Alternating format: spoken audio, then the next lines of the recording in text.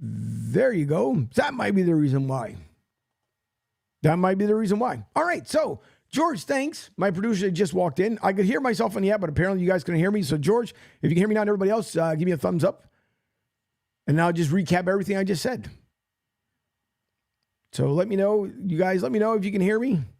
And we'll kind of continue things going. I'll wait for my producer to walk in as well. She'll give me the test feed to make sure everything is good. So I apologize. Sometimes as I said, I had to build up my mainframe last night, so something may have end up not jiving together. But if you guys can let me know if everything sounds good. All right, producer just walked in. She said yes. So, okay. Sorry, I apologize. Again, a lot of stuff had to be rebuilt last night. Rick says he can hear it. All right, awesome. Good. Okay, so since a lot of people couldn't hear me, for those who are listening in on the app, on the Sports Radio 102.9 FM, the game app, they were able to hear me, but you guys weren't able to hear me. Okay, so once again, as I start things off, I'm not going to re-intro the music because I'm pretty sure you guys don't want to dance to Pitbull. But I am Angel Martinez, executive producer here at the Riptide Media Network, also the executive producer for the Pete Sheppard Show. As I mentioned a couple minutes ago, I apologize if the sound wasn't coming across. Thanks to George and Rick for tuning in and let me know that the sound's not coming through. But to start off the show here, Pete will be back on Monday. He is in Houston taking care of some business. Also, hopefully last night he had some good barbecue because of the weather, the way it ended up playing out. He was delayed leaving out of Florida. Thankfully so, because we had some rough weather that came through here between 11:30 and 12:30 yesterday. But thankfully, no major damage. A couple of water spouts that came through on land, but no major tornadoes that we know of. So Pete's out there in Houston. He will be back on Monday. And again, I apologize if you guys couldn't hear the sound. Again, sometimes things happen. So thank you guys for noticing that. The Masters will continue today. It was suspended yesterday. Of course, it was a late start because of the weather system that was in Georgia as well. As it came through and it finally went through the area, it delayed it. They had to make sure the course was fine today. So the continuation of the first round, now you guys will be able to see that in full. Donald, thank you very much. Donald Harrison says, I can hear you now. I appreciate it. That's like an AT&T commercial. Can you hear me now? So I apologize. Again, rebuilt stuff a lot last night. Came through this morning to make sure that everything was good. Apparently only one thing that wasn't left to be connected. So thank you guys for definitely letting me know that things are connected now. Now also, Tom Brady, as I said it, you guys probably thought I was ad-libbing there, but Tom Brady stopped by the Deep Cuts podcast, which is a barbershop, and they're able to talk to certain celebrities to make sure they can get their not only haircut, but obviously to talk about the items that are asked by the barber himself. But Tom Brady was asked, and I'll bring up the video a little bit later on. Tom Brady was asked if he would return to the NFL. Interesting of what to say, and I'm quite sure it's going to be all over the place as well. And he also talked about, he asked Tom Brady which quarterback that has not currently won a Super Bowl would be the next winning Super Bowl quarterback. So I don't think it was a major surprise of who he said, who he mentioned. And again, I'll play that in a little bit so everybody can listen in. But listen, if Tom is in good shape, for New England fans out there, of course I'm an Eagles fan, born and raised in Philly, but for Tom Brady fans, whether here locally in Tampa, because obviously won here with the Buccaneers, or as you know, tied in with the Raiders, if he's healthy enough to come back, and we know we've seen it, we've gone through the drama, he's going to retire, he doesn't retire. I honest to God thought that last season he was going to come back. That's what I thought. I swore Tom was going to come back last season because he mentioned the year before how he was going to retire, then he did it. With the divorce of his wife, which we don't want to see anybody go through it, but you know, they decided to part their separate ways. But now having time, and maybe sometimes, yeah, the old saying is when you have too much time, sometimes it's not a good thing because you start looking for stuff that's not there. So I'm wondering if Tom's thinking like, all right, you know, I'm still pretty healthy. I can still throw the ball. I'm feeling pretty good. So could it be a possibility that could he come back? You never know with Tom Brady. Right now, he's making a ton of investments into different teams. Who knows if he's going to maybe collaborate with LeBron James and be able to, do something with LeBron? Maybe because so Vegas obviously has their baseball team this coming there, which is the Oakland Athletics. there is if you guys missed it also yesterday when I ended up talking about it, a group of fans actually submitted the licensing rights for the Las Vegas Athletics. Basically, what they're trying to do is force them to change their name from their history from many years ago. So who knows? I mean, they can, I'm pretty sure the Oakland A's are creative enough and going through the court process, there's the process that's going to happen may not bode too well for those fans, but hopefully they all come to agreement. We know the A's fans are just, they're hurt about the team just not staying there and moving. And so the reason why I bring that up, because Tom Brady has also talked about with LeBron James of maybe bringing an NBA team out there to Las Vegas. That's the only thing that's missing. I mean, you got, well, other than maybe soccer, but you figured now they have baseball, they have hockey, which they thought that never you would play hockey in the desert. Just like here in Tampa, no one ever thought that you would be playing hockey here. And if you guys were to see the original rink that they played in, I'm even surprised that thing stayed cold enough. And yet alone, when they went over to the Trop, there was times where the ice was melting and it had game stoppage because of it. And then now over at the Amalie Arena, that place is like an igloo. If you guys have not been, and if you live here locally in the Tampa area, go over to the Amalie Arena.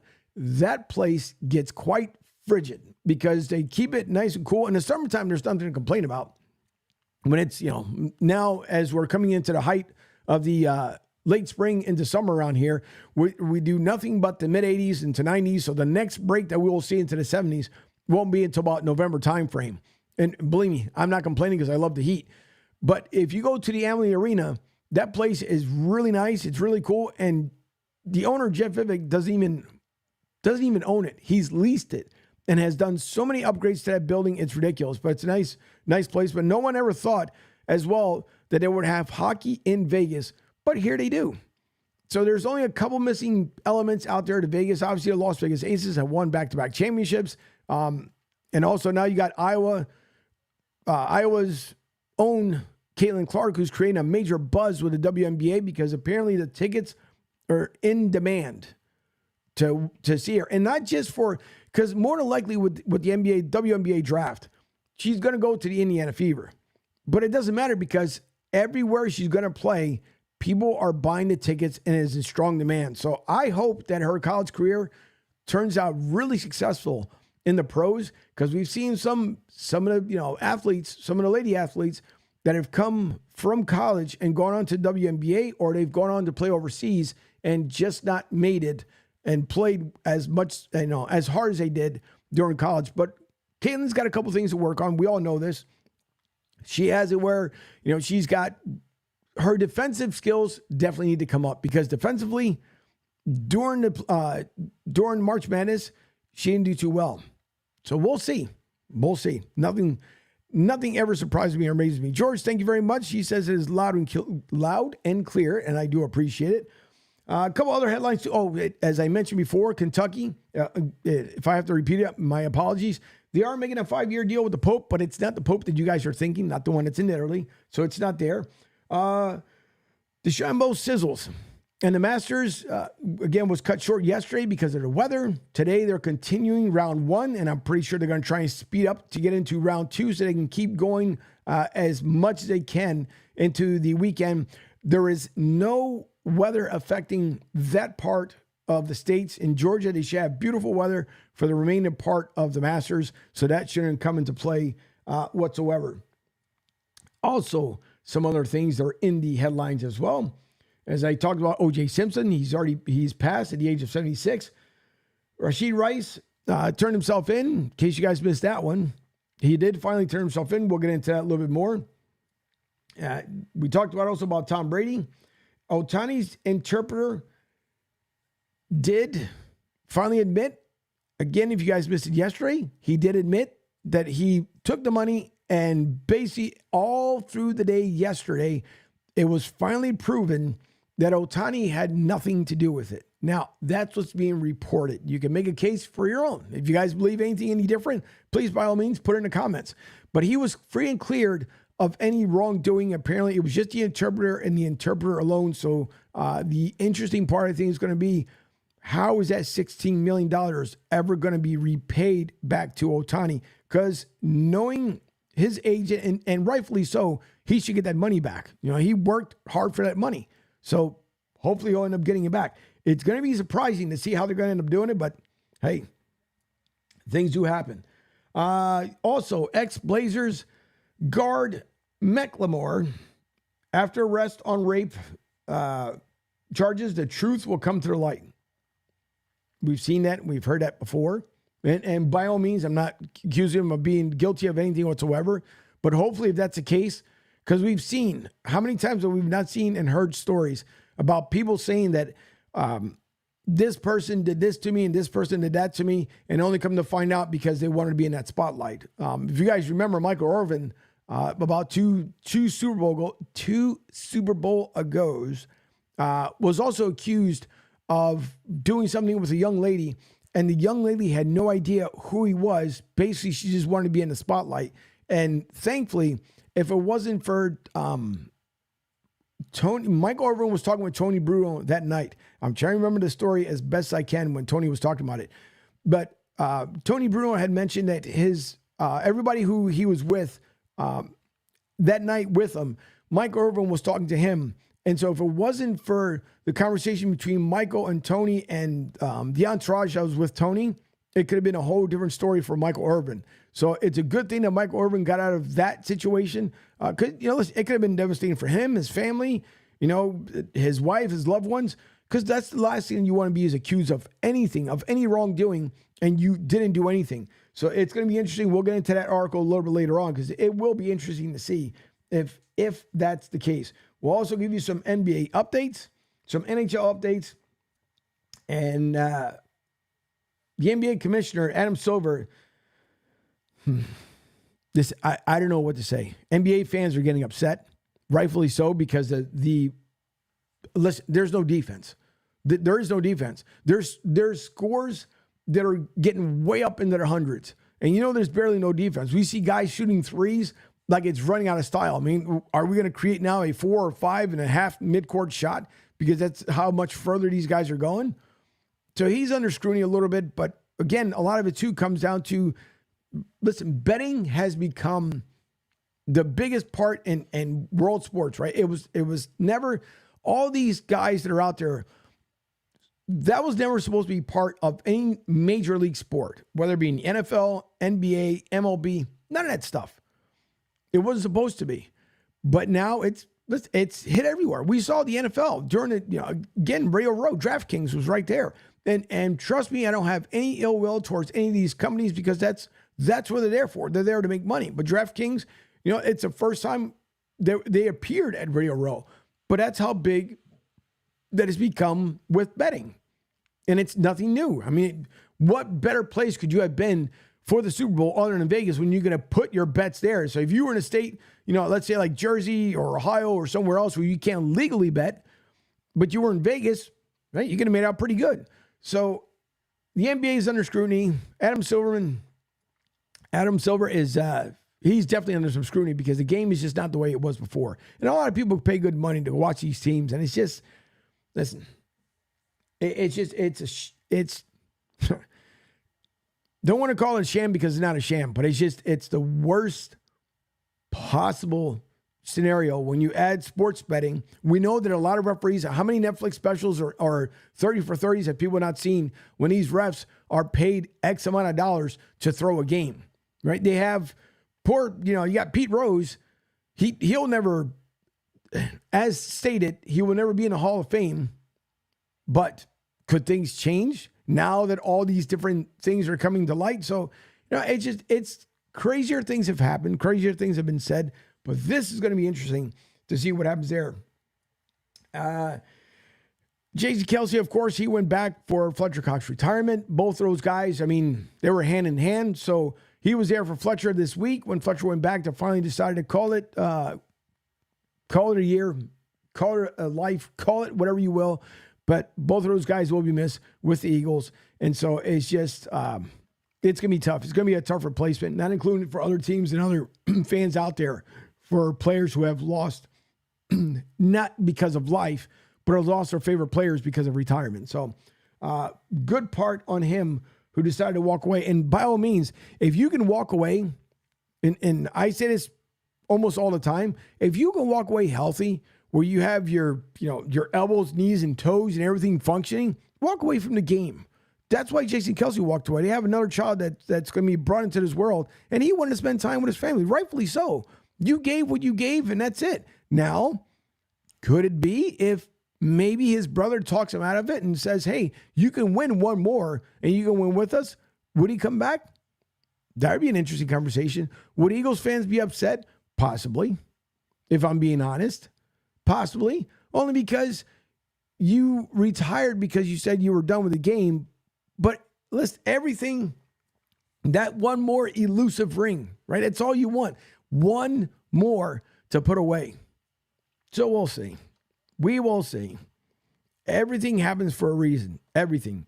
Just like last night, for some reason, things had to happen where the mainframe and everything else went out.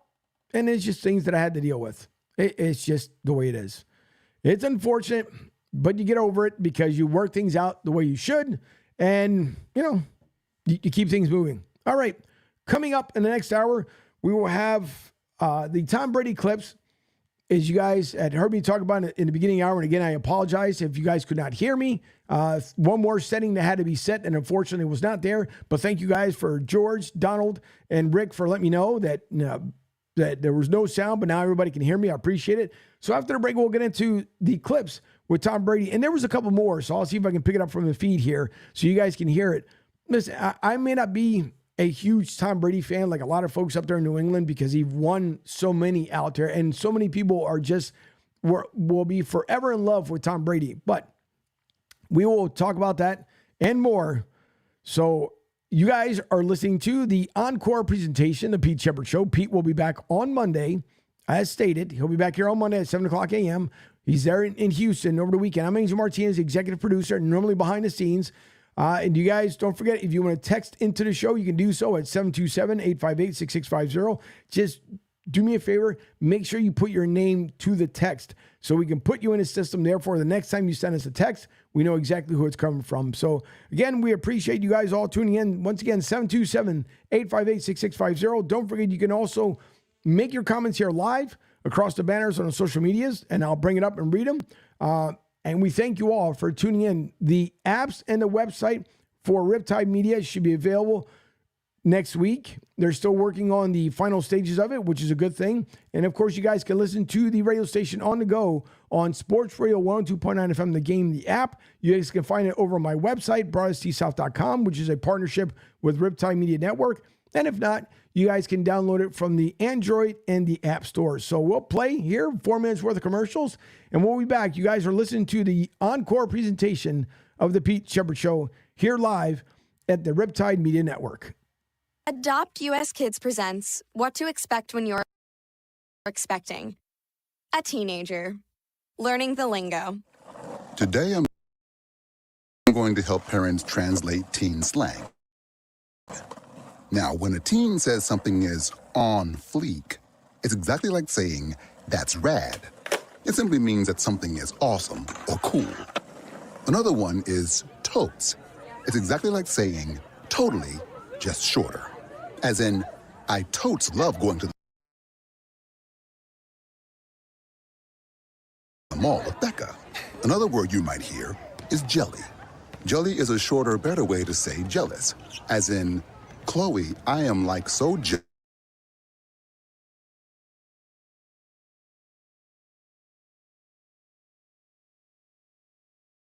of your unicorn phone case. You don't have to speak teen to be a perfect parent. Thousands of teens in foster care will think you're, rad, just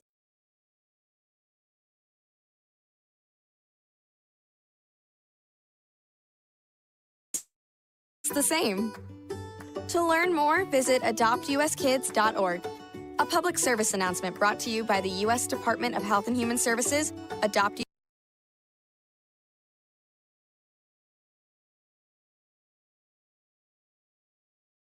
U.S. Kids, and the Ad Council. This is the story of a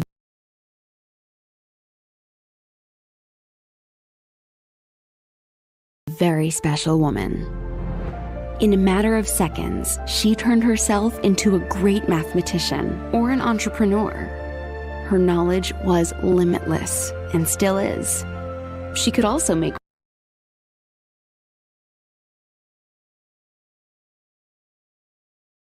monsters disappear, especially those that lurked in the shadows under the bed. Once, this woman put back together a teenage girl's broken heart, which had been shattered in 1,000 pieces.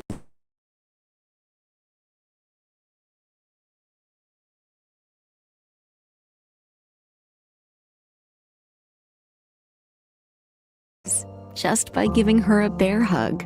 She masqueraded as a regular person at work, but as a superhero at home. Everyone knows her as Gabriella. I still call her Mom. Your hero needs you now, and AARP is here to help.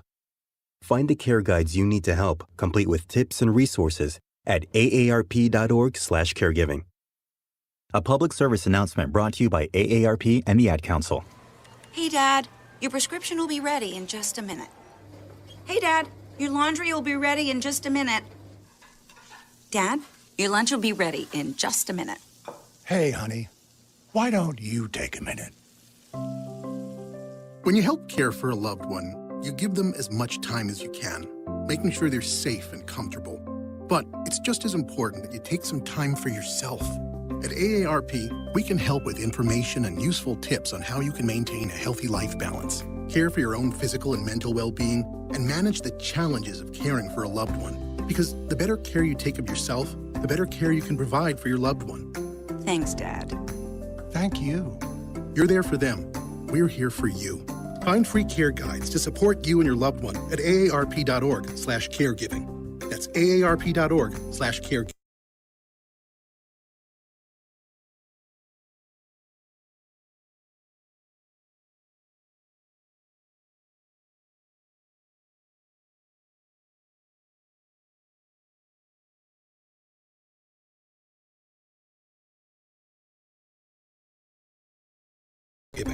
A public service announcement brought to you by AARP and the Ad Council.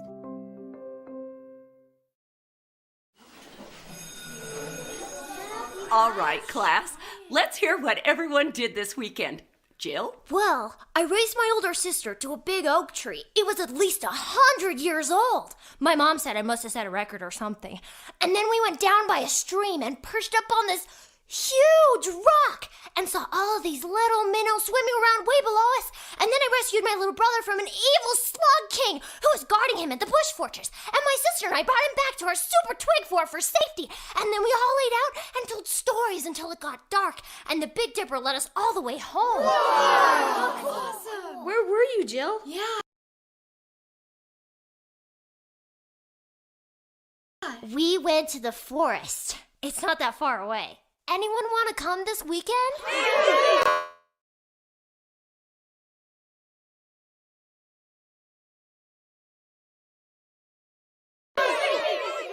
Ask your parents to take you and your friends to the forest this week and find the fun, adventurous you. It's closer than you think. Check out discovertheforest.org. Brought to you by the U.S. Forest Service and the Ad Council.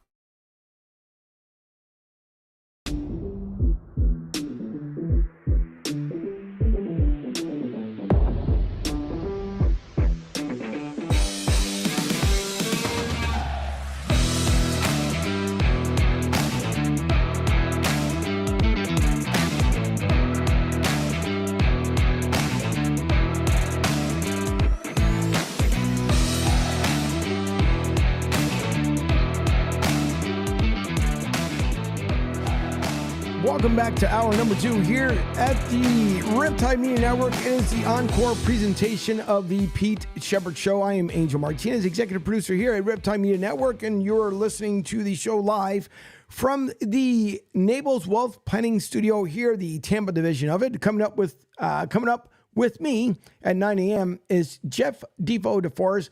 Half the time you guys are going to end up hearing us calling him Defoe. If you guys want to follow him also on Twitter, you guys can at the Defoe Show, and he'll be on with me at 9 o'clock. So I'm pretty sure we'll get into the Masters and some other stuff. Speaking about the Masters, Tiger Woods had birdied his opening round, but it was a busy opening day at Augusta National Golf Club, and we're not even done with the first round. Tee times were set back around 2 hours after Thursday began with a weather delay, and left 27 players could not finish, but there was plenty of action to go around. So that goes to show you exactly how the weather was or wasn't yesterday morning. The best players in the world showed up and immediately reminded us yet again why he has that title. While a couple of players who have struggled at this course reversed their fate in the span of a round, including the surprising first-round leader. Gusts of wind made conditions tough on a golf course that already requires precision, making any score under par not only impressive but particularly important, given that Friday is expected to bring more winds and a firmer surface. But the good thing is the winds will not be as crazy as it was yesterday. There was times, and I don't know if Augusta had it. I tried to see as far as the weather report, but here at points at Tampa International Airport, we had gone up to 50-mile-an-hour gusts. And at one point, it was reported at 60. And if you guys think about it, 60 miles an hour, that's normally a tornado activity. But thankfully, that didn't happen here. So it's going to be some rough winds up there in Augusta, but hopefully nothing like it was just yesterday. With some players scheduled to play up to 26 holes of golf today, here are some things to watch for in the second round for the Masters. Can a more patient Bryson DeChambeau compete at Augusta, which Augusta has not been kind to DeChambeau since being the low amateur at the 2016 Masters. DeChambeau's best finish has been a tie for 29th, and he's missed a cut the past 2 years. But after our first round 65, DeChambeau holds the lead heading into today and seems to have figured out a way to play the course. A lot of patience is required around this golf course, DeChambeau said. I've tried to be a little bit smarter out there on the golf course and try not to go for broke and go for every flag, but place it in the right position, and you know what happens there. The golfer has also, in the past, sought out distance at all costs and gone through plenty of swing. Any equipment changes was nowhere to be found on Thursday. Instead, DeChambeau talked about being 30 now, getting the right equipment and just focusing on a single swing feel, not to mention a healthy dose of perspective to go along with it all. I'm not old. I still feel like I'm a younger, DeChambeau said. I'm a youngster, excuse me. But it's definitely taking time to get comfortable and getting to a place where you know what, no matter what happens today, I'm okay. Listen, it's tough. Again, I'm not a golfer. So I've seen the guys play. I've seen, obviously, even at some golf courses, some of these guys are semi-pros. It's one of those harder sports, right? It's tough. Swing the ball. You hope you hit it in the right direction. Things happen to work out magically for you. For some folks like myself, I don't pick up a golf club. And if I do, I'm not using it for anything else other than hitting a ball. But even then, if I go out to, a practice facility, usually everything kind of shanks. And because I've just never played it as a young child and as a young adult into my adult years, I've watched it from time to time. It was never my sport. But for DeChambeau and other guys who I've been chasing, just like for, managers that they chased that elusive World Series ring, I'm quite sure it's extremely hard to go out there on that course and try and do the best you possibly can in order to bring that green jacket upon yourself and be able to celebrate on Sunday. But the leaders at the moment, through the coming up at the end of the first round, soon getting ready to start round number 2, is DeChambeau is first, -7 on the par, followed by Sheppard, Hogard, who's -5. Sheppard, was -6 on the par. Willett is -4 on the par, and Homa 4 under. So those are your top 4 leaders. Willett and Homa tied for 4th. Hogard, Sheppard, and DeChambeau. So it's going to be tough. It's a tough course, and I don't play golf for sure, but it's going to be a tough course to say the least. So what I'm going to hope that it's going to happen here is I'm going to try and get the Tom Brady audio for you guys so you guys can see the cut that was played. And what I mean by that is that showing up here on the Twitter screen, you guys should hopefully be able to hear the audio from Deep Cuts when who he thought before the question upon his return is who he believes will be the next quarterback to be able to win a Super Bowl. So here's Tom Brady, as I can pause this for a second, but you guys should be able to hear this clip. And the barber once again asked Tom Brady who he believes will be the next quarterback to win a Super Bowl. Next quarterback to win a Super Bowl that hasn't won yet. I like Josh Allen a lot. I think I'd say I pick Josh. Josh? Yeah. I like Josh a lot as a guy, as a leader. But, he's got to get past the Chiefs, and that's hard because Patrick's incredible in the way he leads that team. So just want to know, you guys surprised with Josh Allen, with him picking, especially because obviously the years he played against Buffalo. But I think he could be right. I want to see why not. Why Josh Allen couldn't be the next Super Bowl winning quarterback. As long as Buffalo keeps doing things the right way, like any other team, to be able to build up on their offense, get yourself some offensive weapons, even though Stephon Diggs is no longer there, is now a Houston Texan. I don't see why Josh Allen couldn't. So any Bills fans here in the house, let me know. What do you think about Tom Brady stating that Josh Allen could be the next one? Now, the interesting part, and I'm going to play a couple of cuts here because it was actually a really good podcast. The other question was asked was his retirement, right?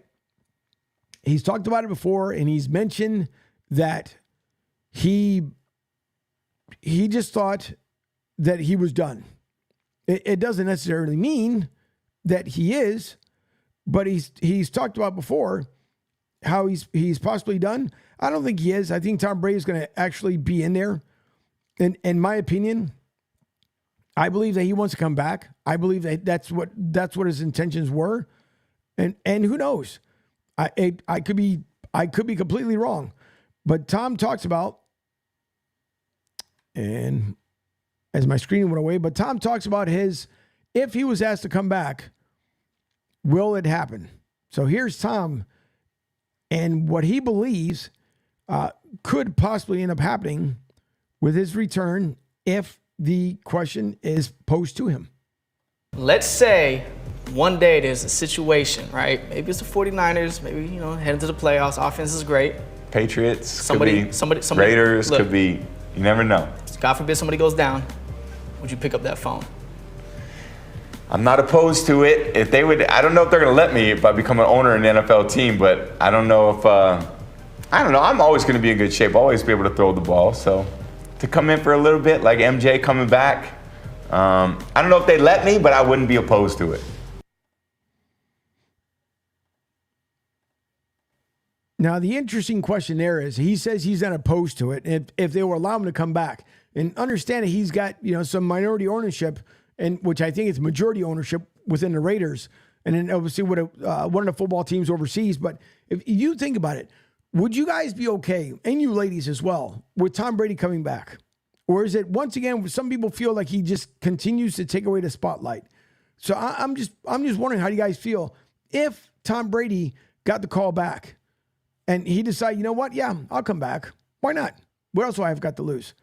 So I would love to know your take. If you guys want to chime in, you can, of course, right here on the social medias. You can also text in your thoughts at 727-858-6650, 727-858-6650.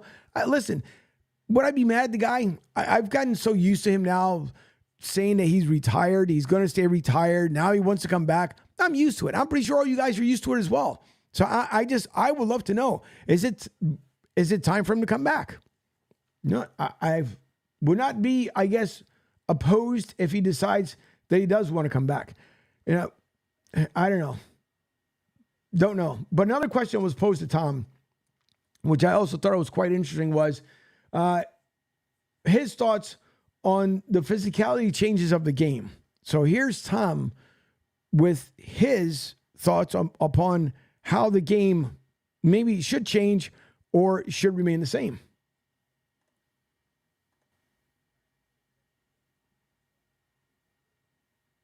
The game changing. Yeah, it's what.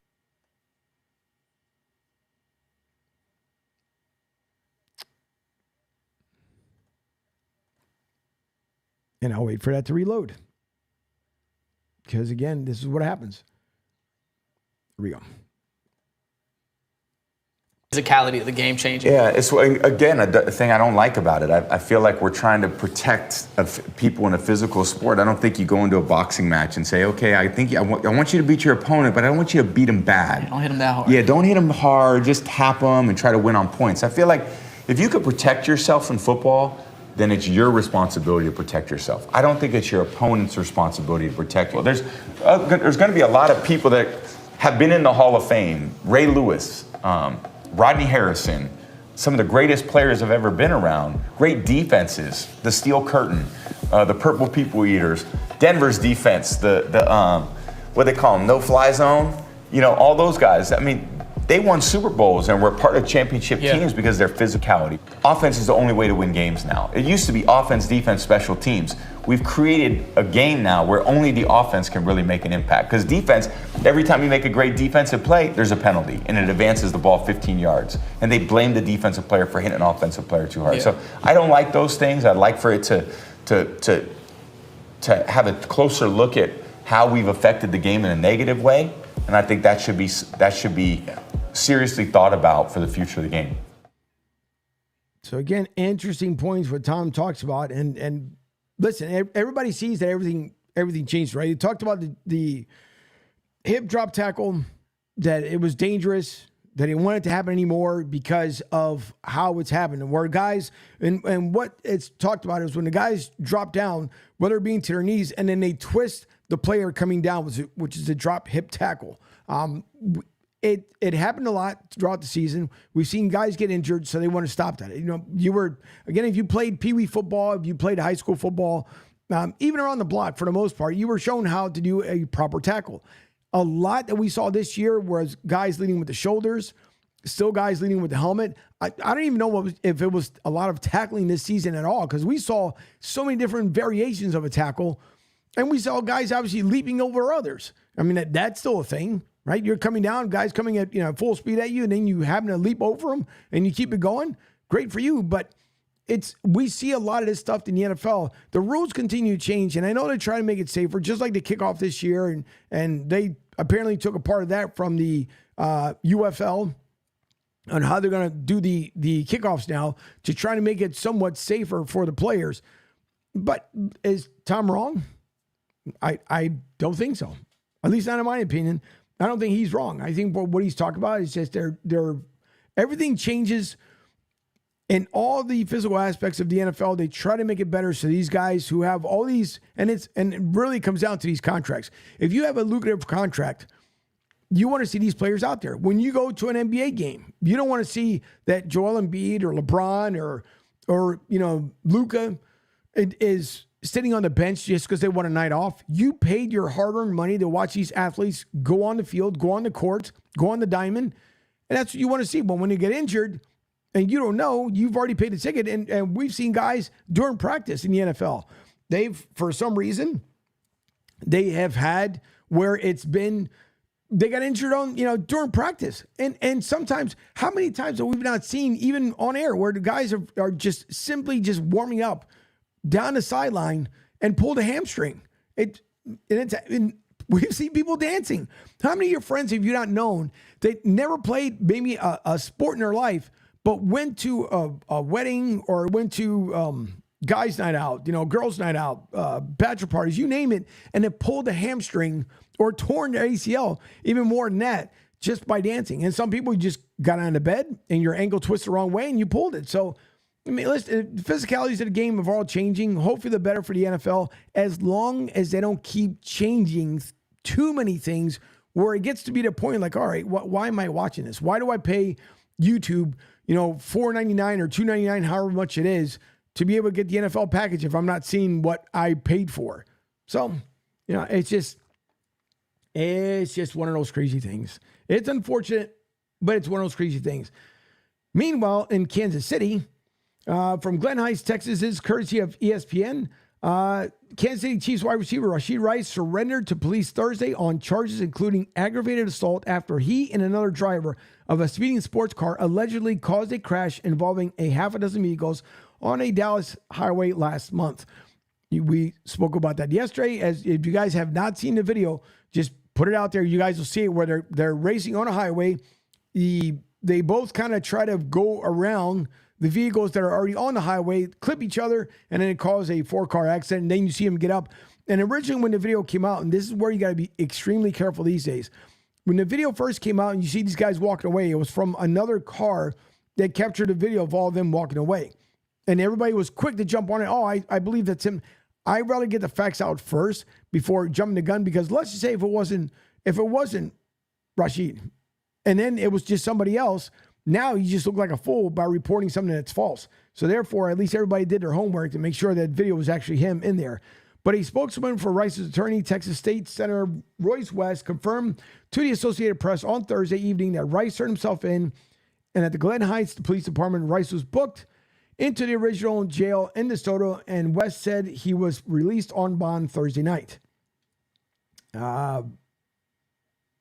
Unfortunately, and I believe, just want to double check, make sure it's not all the same info from yesterday, but in an email statement, West emphasized what he called Rice's continued cooperation with law enforcement. Mr. Rice acknowledges his actions and feels deeply for those injured as a result of this accident, the lawyer said.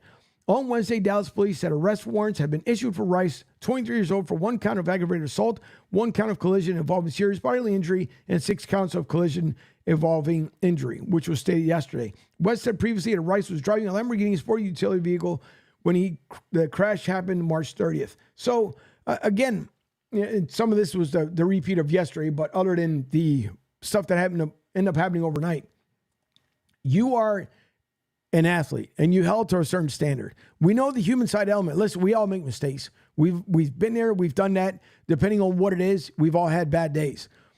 But when you're in a major spotlight, especially because of the Chiefs now being, back-to-back champs, you're in that spotlight. Every little thing that you do will just bring just so many eyeballs that you don't want. You hope the reason why you get a bunch of eyeballs is because you've done something on, I don't know, Instagram or Twitter or whatever other platform that you guys have on your phones. And it just went viral because of something funny you said. It may not have been funny to you, but somebody shared it out there and all of a sudden just end up blowing up, right? Because the smallest things end up being the things that end up having you just blow up out of nowhere. So now he's just getting unwanted attention. I'm pretty sure the Chiefs or, Andy Reid is probably looking at it like this is something that we didn't need, but it's there. And so hopefully, they'll just come to grips about it and they'll figure out exactly what's happening and they'll just do things right. Will he be released by the Chiefs? We've yet to see. Andy Reid hasn't said that yet. The organization hasn't said that yet. So far, according to what is stated from what we see in Reid, is that he is cooperating. But me being him the day of the accident, and again, everybody's different. I am not judging whatsoever because everybody's different. But I think if you cause that kind of accident and people know who you are, listen, you're going to be guilty. You might as well go ahead and make yourself guilty right there at the accident, because at least the people that were involved in the accident, in my opinion, wouldn't have felt as bad. But you're walking away and they're watching you walk away and you're saying you're cooperating, which is great. There's nothing wrong with the cooperation, but you should have hung around to make sure that you fully cooperate from beginning all the way through the process. So hopefully for Mr. Rice, things will get better. It's going to be a long journey. Everybody knows it. It's not easy when you're dealing with the court systems. And hopefully he'll just do the right thing. So after the break, we'll get into some updated scores. Also, Kentucky, which is Mark Pope nearing that 5-year deal. So as I teased earlier, no, it's not the Pope that we all think about, obviously in Italy, over on the eastern side of the house. Mark Pope, we'll get into that a little bit. Also, some updated scores. Again, if there is an updated score as well from the PGA from Augusta, we'll tell you about it as well. And then coming up at 9 a.m. will be Jeff Defo DeForest will be with me at 9 a.m. to close out your Friday. So happy Friday, everybody. Hope whatever you're doing this weekend, you guys are going to be safe. Don't forget, always be aware of your surroundings. Hopefully you have good weather wherever you are in the world. Matter of fact, if you guys want to check in, let me know exactly where you are here in America or overseas if you're listening in. Let me know. Don't forget as well, every show starting from Monday, you guys can catch up on it on the audio platform. So, of course, you can rewatch the show on the replay over on BroadcastSouth.com. Also on the YouTube page, you guys can watch it there. You can also replay it on Twitter. But the audio portion of it, so if you guys are on the road, you're out back, you're barbecuing, cutting the lawn, you guys can go to wherever audio platform that you like, whether it be in Spotify, Amazon, Google Podcasts, even though it's going away, iHeartRadio, Panda, wherever you listen to your favorite shows. Okay, this is not a podcast. I'm throwing this out there right now. It is a digital air radio station. But wherever you like to listen to your favorite podcast, is the reason why I'm putting it out there like that, then you guys will be able to hear the Pete Sheppard Show in its entirety also on the replay. So you guys can check that out anywhere, again, you listen to the audio platform. So after the break, we'll get into it just a little bit more. Don't forget, you can text the show at 727-858-6650, 727-858-6650, and you can make your comments right here on the social medias. I am Angel Martinez, the executive producer here for the Pete Sheppard Show. Pete will be back on Monday. He is taking care of business out there in Houston. Who knows? Maybe Pete stopped by for some good barbecue with the Texans. I don't know. I have to reach out to him a little bit later on. Right now, Pete, I'm pretty sure is trying to get as much sleep as he possibly can, which is 6:28 out there in Texas time. But if he's doing business, knowing Pete, he's up. So he'll be back on Monday. In the meantime, we're going to play another round of some commercials for you guys and girls. So you guys can stay tuned with me here as soon as I bring it up. So you guys will be able to listen to this commercials. We'll be back in about 4 minutes after, again, some more updates. And we'll give you the rundown with Mark Pope and the 5-year deal they're coming close to for him. So again, you are listening to the Pete Sheppard Show, the Riptide Media Network, and we are live here from the Naples Wealth Planning Studio, the Tampa division. We'll be back right after this. To some people, the sound of a baby babbling doesn't mean much. But that's not necessarily true. By 6 months, they're combining vowels and consonants. By 9 months, they're trying out different kinds of sounds. And by 12 months, their babbling is beginning to take on some meaning. Especially if there's no babbling at all. Little to no babbling by 12 months or later is just one of the possible signs of autism in children.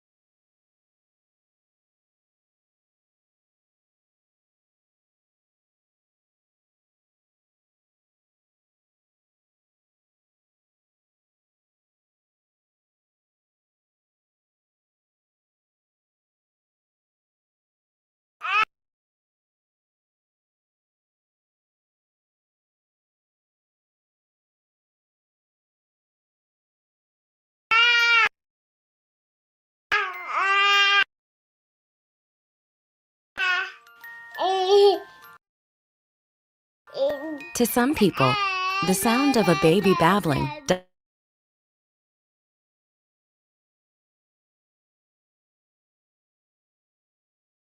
doesn't mean much.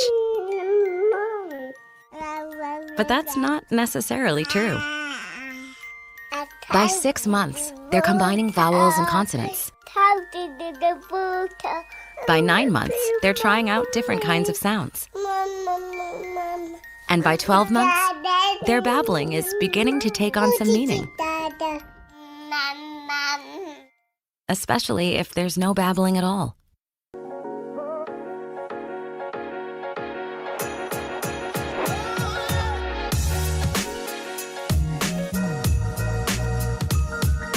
Welcome back to the Pete Sheppard Show. I apologize for that small interruption.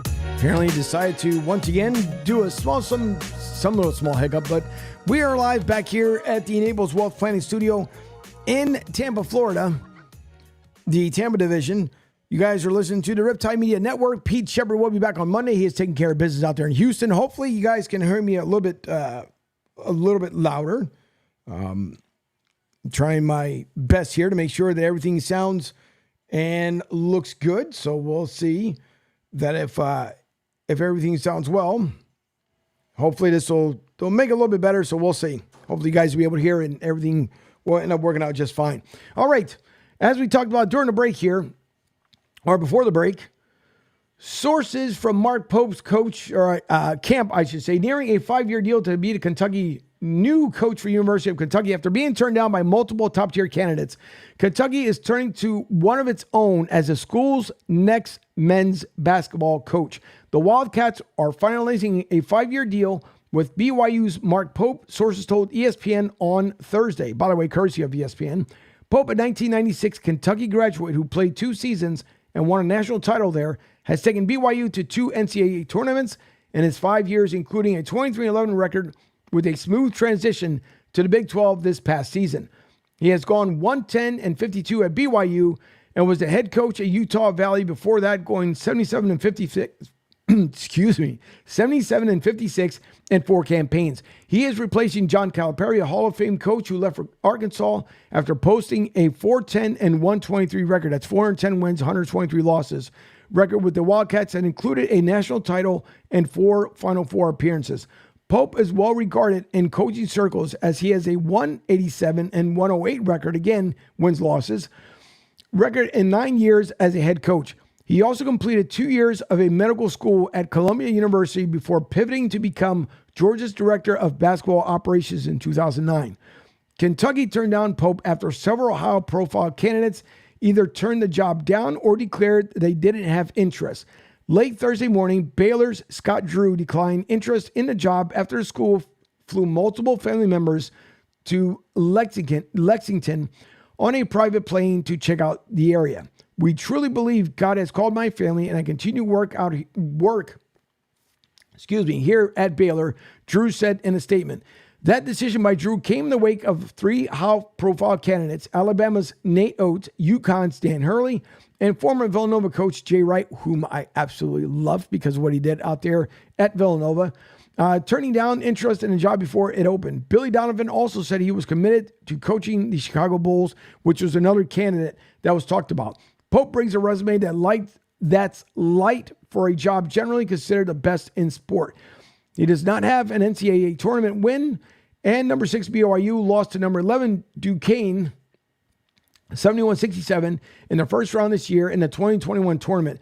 Number 6 BYU lost to number 11 UCLA in the first round. By comparison, Calipari had reached 11 combined NCAA tournaments at UMass and Memphis and coached into 2 Final Fours before taking a Kentucky job.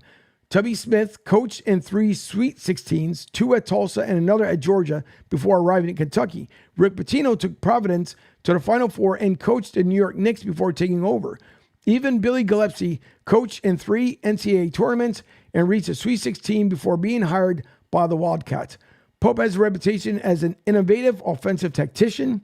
BYU plays a modern and wide-open offense predicated on sharing the ball and shooting 3-pointers. And KenPom.com's rankings this season, BYU finished number 4 in percentage of a 3-point field goals attempted at 50.4%. Once again, BYU finished number 4 in percentage of a 3-point field goals attempt at 50.4. Not too shabby. BYU also ranked number 2 in 3-point distribution with 41% of its points coming from 3-pointers. The school had assists on 63.4% of its made field goals, which ranked number 6 in the country. Overall, BYU had the country's number 14 offensive efficiency. BYU also plays an aesthetically pleasing style, which should be attractive in recruiting shooters. So, listen, a lot of good names there that were stated, right? That turned down the job. It's not easy. Again, Dan Hurley played a bunch of clips from him yesterday. Dan Hurley, he's probably the most sought out coach right now. He stated that he didn't want to go anywhere from UConn. His wife loves the area. From even Pete talked about it. His wife had mentioned, I think John Meter-Perel, that was on with us last week. I think she loves the shopping out there, and it has nothing to do with the shopping or anything else. But you know what? If there's a certain area that you love and you believe you and your family could really benefit being there, why uproot? If he loves being there with UConn, you guys heard him yesterday on the Pat McAfee show when he talked about it, he wanted to make it a dynasty now, and you rarely hear a college head coach saying that. But he said that he wants to create a dynasty out there in UConn, and it could happen. New Englanders, you guys know all about that when it happened with the Patriots. So hey, yeah, hopefully they'll come to an agreement. Kentucky could end up having a better season next year, and same way with Calipari out there in Arkansas. Yeah, he said sometimes you need that recharge.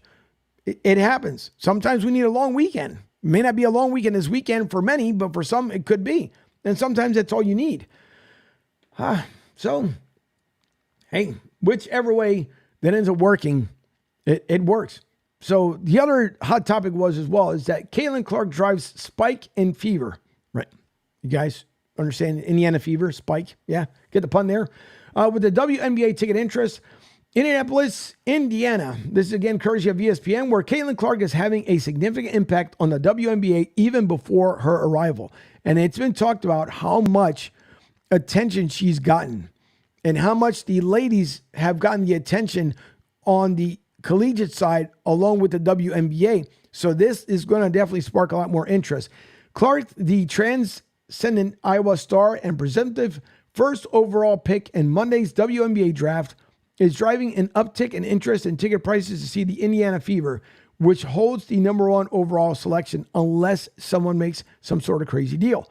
The Fever, second to last in WNBA home attendance last season, averaging 4,067 fans, would only confirm a spike in ticket interest. Declined to comment on specifics, but the team is responding to the surge of interest by taking the unprecedented step of pre-selling single-game tickets to 2 games per day over a 15-day stretch heading into Monday. Okay, before I go any further, let's think about that for a second. What happens? What happens if, I don't know, LA, Vegas, one of the other teams decided they want to make a trade, some sort of crazy blockbuster trade, and then there's nothing wrong. Don't get me wrong. There's nothing wrong with pre-selling these tickets. But what happens? Just coincidentally, what happens if she ends up not going to Indiana? Other than hopefully you're getting these ticket sales, but if you only had 4,067 fans in attendance last year on average, hopefully this works out the way you want it to. Because if not, I don't see, I'm pretty sure she's going to do well in Indiana. I don't see anyone trying to make some sort of blockbuster deal for it, because if that's what your average attendance was and they were to keep it close to home, why not? I'm pretty sure it's going to have having. The pre-sale tickets have been selling briskly. By Thursday afternoon, only a handful of seats outside the balcony level remain from the batch of tickets made available earlier in the day for games against the Seattle Storm and Dallas Wings. Gainbridge Fieldhouse, where the Fever and Indiana Pacers play home games, has a capacity of more than 18,000. Okay, 4,000, 18,000. Hey, if she comes there, right? What about that turnaround?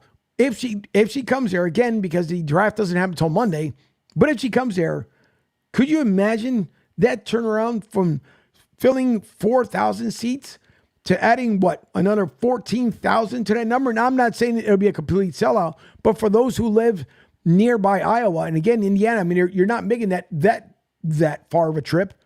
But what happens if they come there for support and you end up selling out? It could be something good. Meanwhile, Ticket Marketplace Vivid Seats reports the team's regular season opener, a May 14th road game against the Connecticut Sun, has seen a price increase of 91% since Clark declared for the draft. The Fever's home opener on May 16th against the New York Liberty has seen a 50% price increase since Clark declared. Vivid Seats are reporting.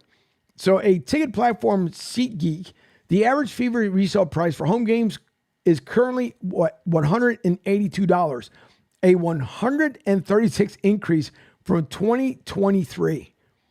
Holy moly. Just think about that. If it comes to fruition, just think about it. Bob, he says, what is Riptide? So Riptide, Bob, to answer your question, thank you for tuning in as well. Riptide Media Network is from the Naples Wealth Planning. So they created the Riptide Media Network. That was the name that Brian Bruno wanted for the media side of his house. And he wanted to make sure that Riptide is a name that stands out there. So the Riptide Media Network comes from Brian Bruno and Rick Calhoun. They're the ones behind the scenes that you guys don't get to see at the moment. But Riptide that name was created by Brian and Rick. So hopefully that answers your questions. But Riptide Media Network, it's just like Sports Radio and Broad Street South you guys see behind me. We are a digital radio air station, and what we do is bring sports and entertainment and some laughter, hopefully in between. Pete, normally it's his show on Monday through Friday, you guys know.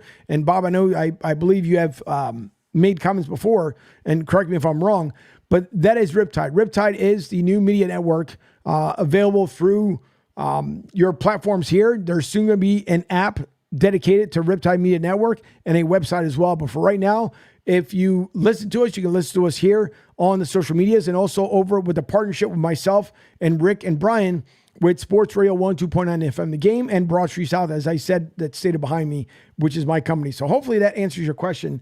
It kind of caught my eye there. So I want to make sure that I answered it correctly. So hopefully that gives you a little bit of substance of what Riptide Media Network is all about. So we're about sports, life, and entertainment, and having fun and enjoying all of what life has to offer. There's going to be more shows, by the way, that are coming to the network. Myself and Defo will be having our own show, Unscripted, coming in about 2 weeks. AJ will be back. AJ Johnson from the Bleacher Brothers. He's on from 6 to 9 p.m. And there's going to be other shows. You guys end up tuning in. You'll be able to hear about it. So, yeah, there you go. As the Bleacher Brothers. See, I would just say that and automatically it pops in. Riptide is the next big thing. Yes, it is. It definitely is. I try, listen, I keep myself humble. I try not to overhype a lot of things because I love to have fun.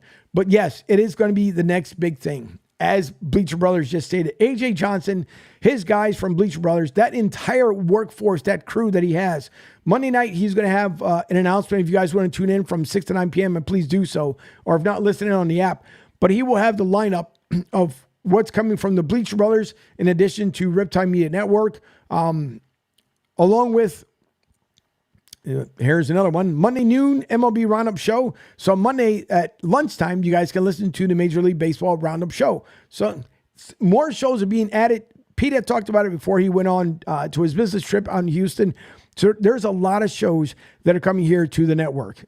Tune in on Monday night. You guys will be able also, if you follow Bleacher Brothers on the social medias, there's a post they put out there on Facebook, on Twitter. You'll see the lineup of shows that are coming. There's also going to be weekend programming. Basically, at one point, there is going to be 24 hours of programming here at the Riptide Media Network. Again, thanks to Brian Bruno and Rick Calhoun, who are behind the scenes. You guys don't get to see that. Normally, I'm behind the scenes as well, but because Pete being out and make sure I put out an encore presentation. But no, it's going to be big. Here at the network, it's definitely going to be big. You'll also be able to hear these shows simulcasted on 2 different apps, which would be really cool once we make that happen. So you guys will, in case there's one show being played, another show you'll be able to hear on another app. Because for myself, for those who don't know, this season will be my first season with the Arena Football League. For the Orlando Predators, I will be the Spanish play-by-play announcer for them. And so game days over on Sports Radio, you'll be able to hear the game. If you speak Spanish, you'll be able to hear it. And then in the meantime, on the Riptide Media Network app, you guys will be listening to the shows that are being played at that current time. And that's why we want to make sure that we have all the bases covered. 9 p.m., according to Bleacher Brothers here, after Bleacher Brothers show will be the LaStella Report. Robbie LaStella, if you guys had not heard him, that kid is a maniac. And I mean that in a good way because he follows everything FAU, soon with Michigan. AJ has sent out his crew out there to the beginning of March Madness all the way through the end. So if you guys want to hear everything covered from college at 9 p.m., the LaStella Report is where you guys want to tune in. Awesome. As AJ puts, mucho grande, which it's kind of 2 in 1. But yes, it's going to be really big. It is going to be really big. So hey, I'm teaching AJ. Matter of fact, his wife, if I remember correctly, she's probably teaching him as well. So listen, it's just Riptide is going to be something big. I don't like to overhype a lot of things until things start coming and falling into place, but they are getting there little by little. We want to make sure that the app is good, that the website is good. As AJ says, see, I appreciate you, AJ.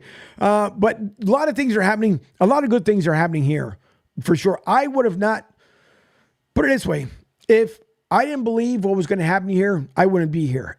My company wouldn't be here if that was the case. But things are going to happen. Everything happens for a reason. Everything.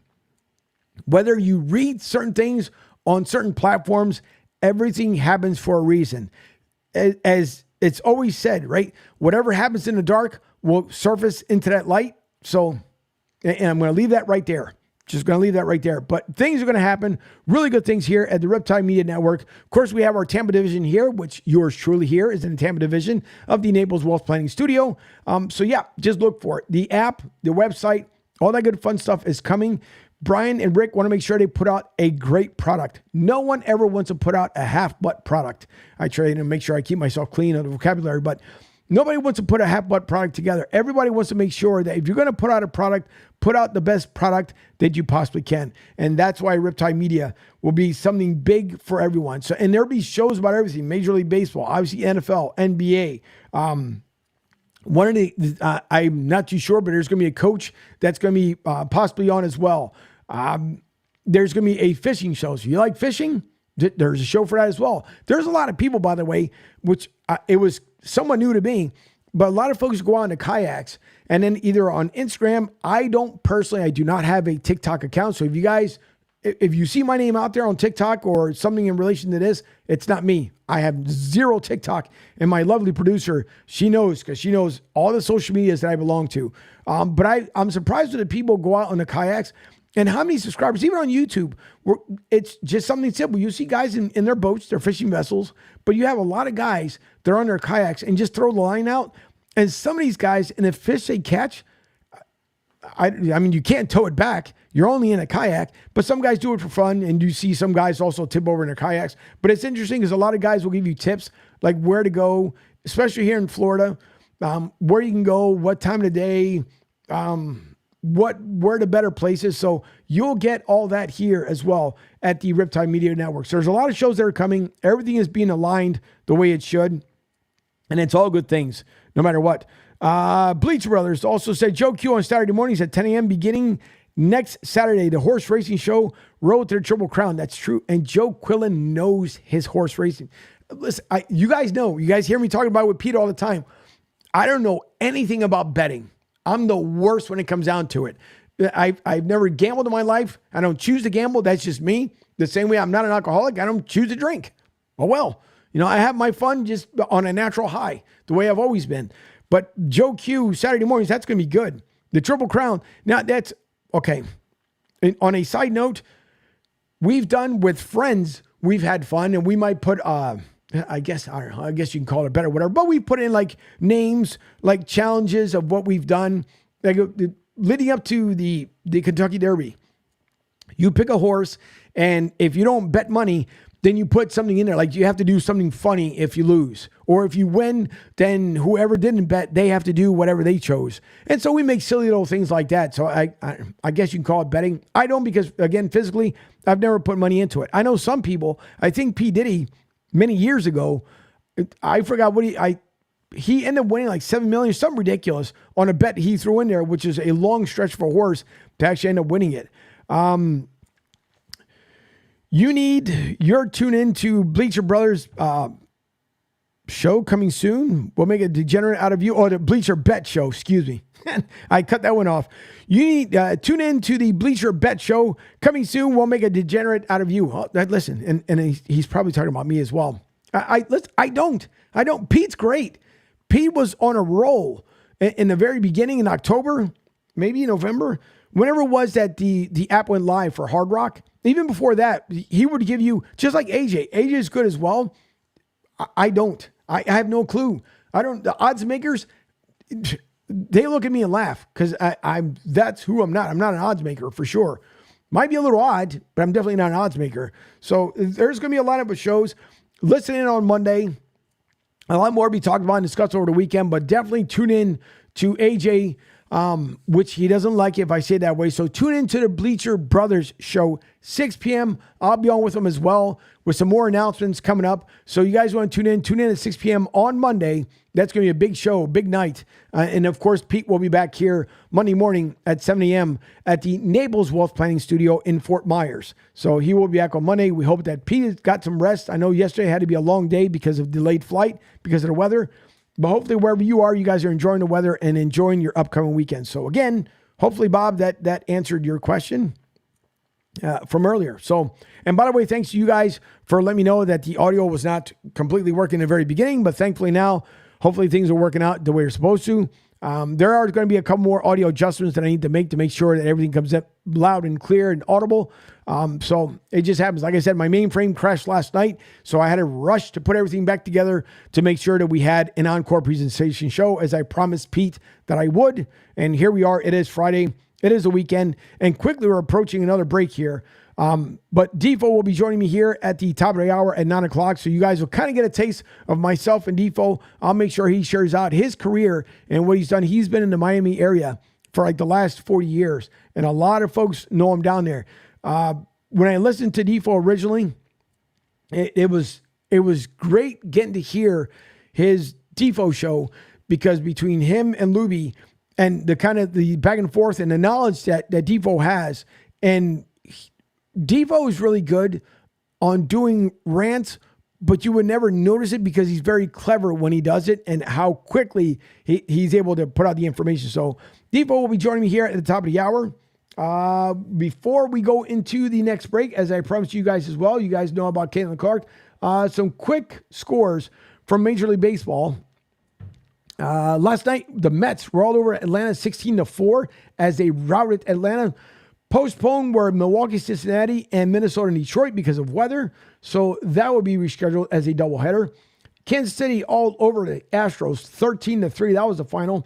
Texas ended up routing also the Oakland A's 6-1. Speaking of that team as well. Phillies done well last night, being back home 5-1 over the Pittsburgh Pirates. By the way, did anybody catch on the screen? If you were watching a Phillies game, depending on if you live in a Philly market, but you have to laugh a little bit. And I believe Joe Q put it up there on social media as well. They had the P for the Phillies and then the P at the end for obviously the Pittsburgh Pirates. And then there was no runs. So on the screen, if you looked at it on your screen last night on the app, it looked like it was poop until finally the first run was made.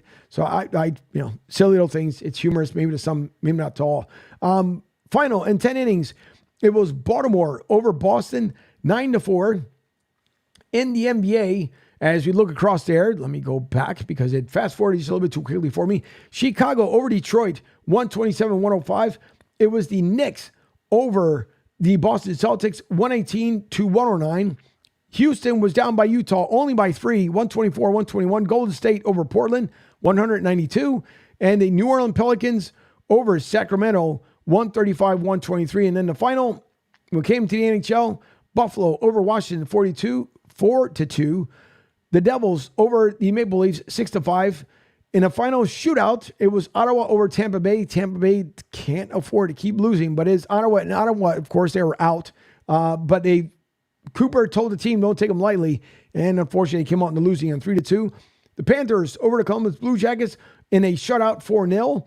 Flyers finally break their losing streak. I don't know what Coach Tortorella said, but thankfully he said something good enough to motivate the guys. 4-1 winners over the Rangers. Rangers, of course, are playoff bound. You had also Detroit 6-5 loss over your Pittsburgh Penguins. The Islanders over Montreal 3-2. Winnipeg shuts out Dallas 3-0. San Jose over Seattle 3-1. And the final one there was the Kings over Calgary 4-1. And right now, still the Masters round 2 in progress. DeChambeau -7. And it's still your leader leading into the second round. All right, we're going to take a quick break. When we come back, Defo will join me live. And thank you all once again for watching the show here live. We do appreciate it, as always, whether it being on the social medias over on broadstsouth.com, whether it being that you guys are listening to it on the app, which more importantly, we thank you for that as well. You guys can always end up downloading the app, and the app for Riptide Media is coming next week along with the website. But in the meantime, you guys can download it, and both apps will be available for simulcasting. So you'll be able to hear the same on both, which is going to be a great thing for the network and for everyone. Don't forget, you can also text the show here live, 727-858-6650. 727-858-6650. This is the encore presentation while Pete is taking care of business out there in Houston. I am Angel Martinez, executive producer here at the Riptide Media Network. And after the break, Defo will join me live, so we will see you back here in about 4 minutes. Our country feels divided, but there's a place where people are coming together. I gotta tell you, I was nervous to talk to someone so different than me. Me too, but I'm glad we are. Love Has No Labels and One Small Step are helping people with different political views, beliefs, and life experiences come together through conversation, and it feels good. Wow, your story is so... Interesting? Yeah. When people actually sit down, talk, and listen to one another, they can break down boundaries and connect as human beings. At lovehasnolabels.com/onesmallstep, you can listen to amazing, life-changing conversations and find simple tools to start a conversation of your own. I know one thing. This conversation gives me hope. It gives me a lot of hope, too. Take a step toward bringing our country and your community together by having the courage to start a conversation at lovehasnolabels.com/onesmallstep. A message from StoryCorps, Love Has No Labels, and the Ad Council. People do some pretty cool things in their 40s and 50s. Why should saving for retirement be any different? I mean, they go back to college, learn new instruments, start skateboarding. Whoa! Okay, maybe that one's not for everybody, but saving for retirement is. With aceyourretirement.org, you can get on track with your retirement savings no matter your age. Just have a 3-minute chat with Avo, the friendly digital retirement coach from AARP. You'll get personalized recommendations based on your input that are easy to understand and work with your lifestyle. It's quick, easy, and free. Plus, it's sponsored by AARP, so you know they got your back. Gnarly move, Dad. Thanks, sweetie. So wherever you are in your retirement savings journey, head to aceyourretirement.org and start chatting with Avo today. That's aceyourretirement.org. A message from AARP and the Ad Council. Hey, Dad, your prescription will be ready in just a minute. Hey, Dad, your laundry will be ready in just a minute. Dad, your lunch will be ready in just a minute. Hey, honey, why don't you take a minute? When you help care for a loved one, you give them as much time as you can, making sure they're safe and comfortable. But it's just as important that you take some time for yourself. At AARP, we can help with information and useful tips on how you can maintain a healthy life balance, care for your own physical and mental well-being, and manage the challenges of caring for a loved one.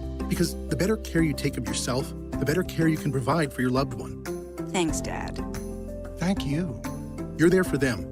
We're here for you.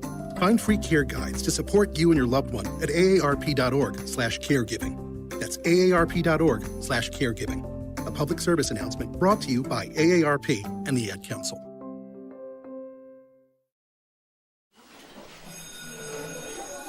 All right, class. Let's hear what everyone did this weekend. Jill? Well, I raised my older sister to a big oak tree. It was at least 100 years old. My mom said I must have set a record or something. And then we went down by a stream and perched up on this huge rock and saw all of these little minnows swimming around way below us. And then I rescued my little brother from an evil slug king who was guarding him at the bush fortress. And my sister and I brought him back to our super twig fort for safety. And then we all laid out and told stories until it got dark. And the Big Dipper led us all the way home. Wow. Awesome. Where were you, Jill? Yeah. We went to the forest. It's not that far away. Anyone want to come this weekend?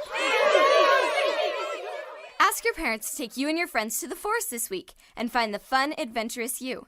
It's closer than you think. Check out discovertheforest.org. Brought to you by the U.S. Forest Service and the Ad Council.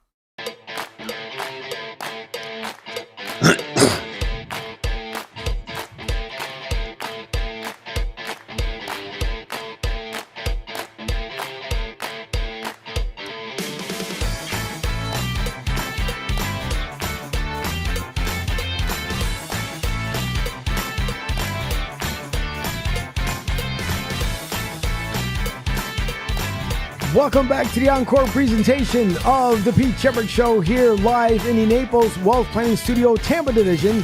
And if I can get Defo moving first thing in the morning, that's always a great thing. Joining me now live here in the virtual studio, it is Jeff Defo DeForest. And speaking about DeForest not being that far away, here he is, DeForest himself.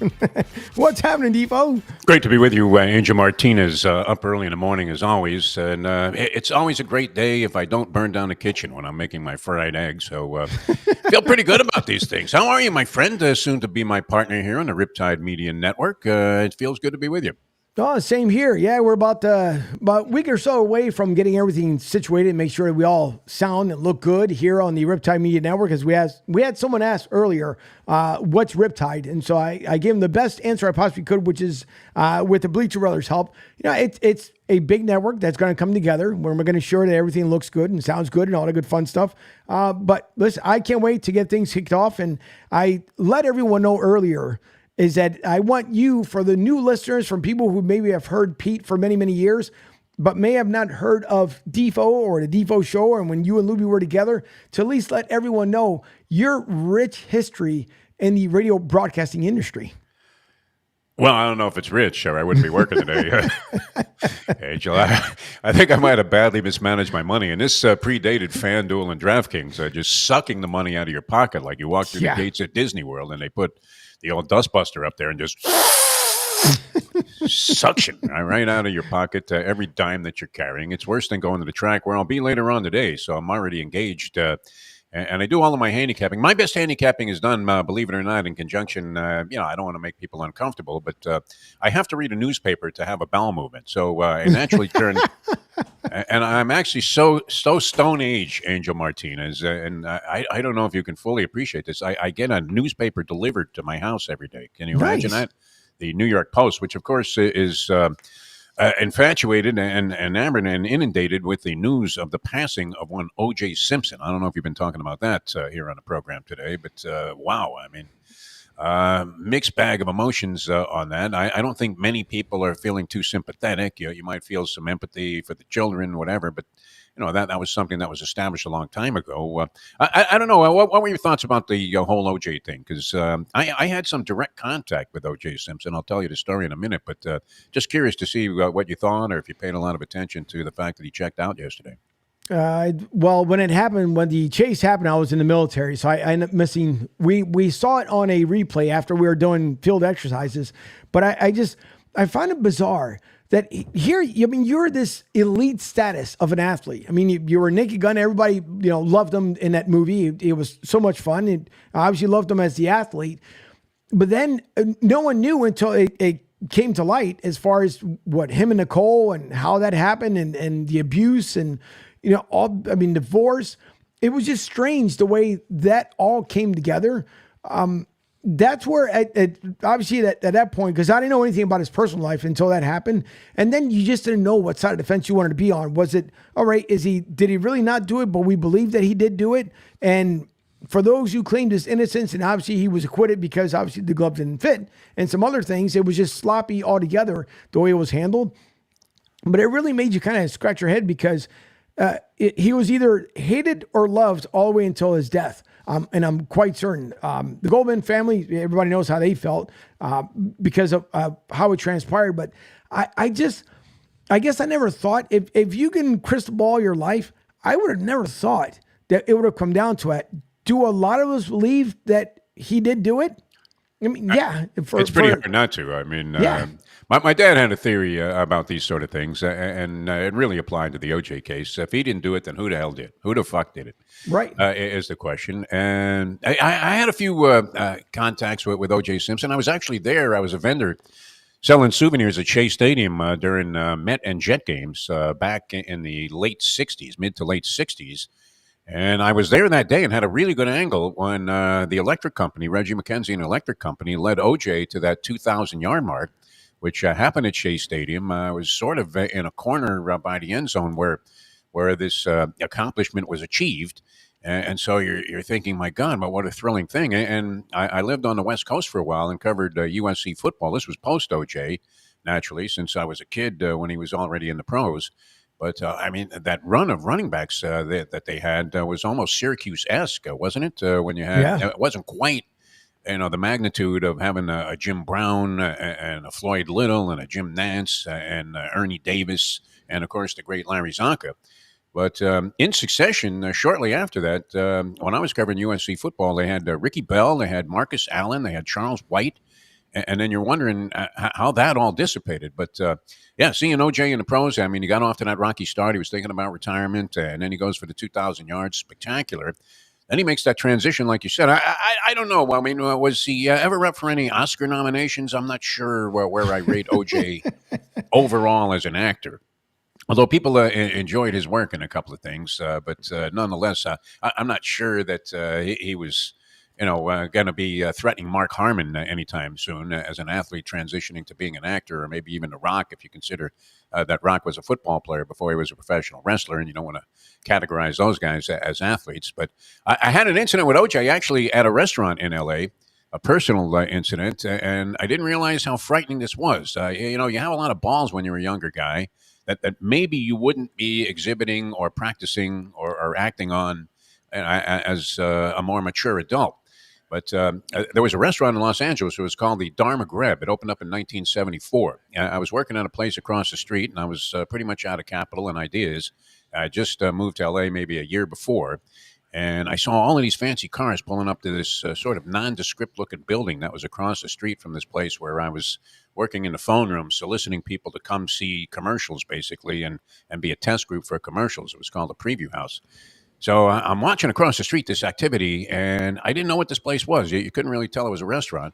It was just a white building, one-story building, freestanding, with gold lettering in Arabic on it. And I thought, I don't know what that place is, but judging by the clientele, I know I want to work there. So it turns out it was a restaurant. It was just opening up, and it opened up to great fanfare. Got a tremendous review from this guy named Elmer Dills, who was the food critic for the LA Times. And once Dills pronounced the place as a place to go, boom, man. I mean, you couldn't believe the action and the way the pace of the restaurant changed. And the clientele was mostly high-end celebrities. So we're waiting on O.J. Simpson. I believe he was with a party of 4. And we had 3 waiters in the section. We all worked together, and you didn't really turn over tables. The people, it was a Moroccan restaurant where people ate very slowly. It was kind of like a feast. So it wasn't uncommon for one table to maybe occupy that spot for the whole night, one party to occupy the table for the whole night. Maybe you had like a second party come in there. So you couldn't afford to get stiffed on the tips. And sure enough, OJ gives us a tip that was, I would have to say, sub-embarrassment. And we really couldn't afford to eat it like that. So we went out to the valet parking where OJ was standing waiting for some guy's Bentley to take him home. And we asked OJ, it said, hey, OJ, how was the food? Man, it was great. You guys are unbelievable. You know how he is. He had that big smile and everything. Makes you feel good. And so then we said, and how was the service? You guys the best, man. I never had a better time in a restaurant in my life. And then my friend, a guy named Spencer, he looks in his hand, and he has the $2 that OJ left us on about, at the time, you got to figure with inflation that this would be the equivalent of leaving like a 2% tip on a big check. And he actually was shamed into putting another 5 in our hand. So, and I didn't realize, that this guy had a temper. I mean, think about this, Angel. What if, fortunately, this restaurant did not serve silverware and OJ had not stolen any of the knives? I don't mean to make a joke of it, but, it's likely insulting him in front of his friends like that he might have just gone ahead and knifed you right in the back.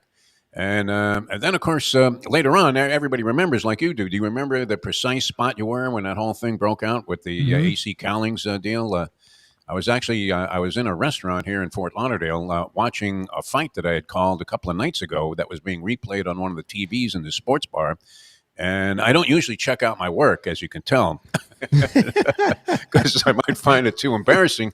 So, and this time I'm watching because, I idolized Don Dunphy as a kid. I always wanted to be a boxing play-by-play guy. I finally got to that point where I was doing it on a reasonably decent level in terms of national broadcasts. And so I'm watching this thing, and in the middle of it, first fight, round 3, here's this Bronco, and you got the OJ chase, and they took it off, and I remember being there and thinking, this is pretty incredible, because I've never seen, I don't know that the LA cops show that kind of restraint in other incidents, where they're going to follow a guy to fucking San Diego and then let him go back to his house and get, I just want to get a couple of my things. No problem, Juice.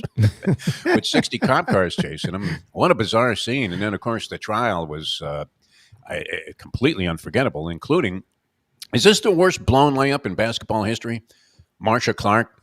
She's got a pyramid of DNA. She's got bloodstains on her outfit that were left from the OJ crime scene, and they couldn't get a conviction on this guy, which is still one of the most shocking. Well, when they read that verdict, you're thinking, oh, good, they were only on for 45 minutes. Everybody knows the guy did it. And then they come back and they say not guilty, and that triggered a long period of time where everybody was trying to figure out when OJ was finally going to be held accountable for this. And some people think that maybe this was it, but he did live to be 76, which I don't know. I mean, it's not a big number, but if it's the number that's blinking on the board right now for you, I don't know if you want to take it, but it's still not. I mean, it's better than, getting hit by a car when you're 35. That's for sure. No, look at the careers it launched too, Angel. I mean, all of these people. I remember Nancy Grace. Nobody knew who she was. Yep. She was on TV screaming like some guy would be, convicted of jaywalking, and she went, "Yeah, he deserves the chair." And she was really out of her mind, and that launched her, Greta Van Susteren, any number of other people in the entertainment business, and the dream team of lawyers was certainly an exceptional collection. But I don't know, did your mother ever encourage you to go to law school or anything, along those lines? My mother was always like, hey, you should be a doctor, you should be a lawyer. And I said, Mom, I should be none of that. All I know how to do is talk and watch sports and play. So, I mean, if you were looking at Johnny Cochran's final argument, if you were in like a law school, like at the University of Guam, they would have thrown you out of school. Yeah. If you made that at a mock trial, you said, well, if it doesn't fit, you must have quit. And you're wearing this stupid looking stocking cap and then holding up your hands like this. They would have thought, hey, this guy has no shot. He's going to get a million innocent people thrown in jail. And sure enough, it worked. And here we are today, talking about O.J. Simpson after he checked out and passed away yesterday. I think that's because a lot of points you bring up there with Marsha Clark, because she also had the relationship too with the assistant that she Chris had Dart, on the case. Yeah. Which to So me, they're doing it under the desk. That's the thing that's so funny. Well, Dershowitz and his clan there with F. Lee Bailey and Kardashian and what was it? Shapiro was part of that thing.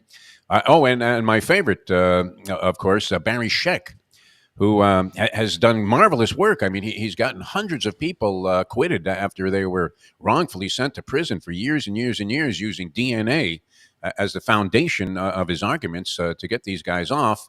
And then at the OJ trial, this is what I love about any attorney. At the OJ trial, he's telling you that DNA is nonsense and it means nothing.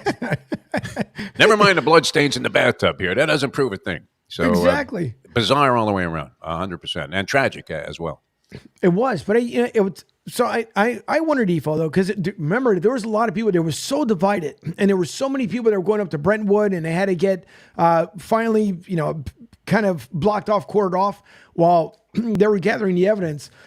There were so many people that were divided up there in LA, and they were, I don't even know, and listen, and everything is all speculation, but what would have happened, hypothetically, what would have happened, God forbid, but if, let's just say that they would have announced him guilty, could it have been a bigger riot? Oh, I don't know. That's tough to speculate on.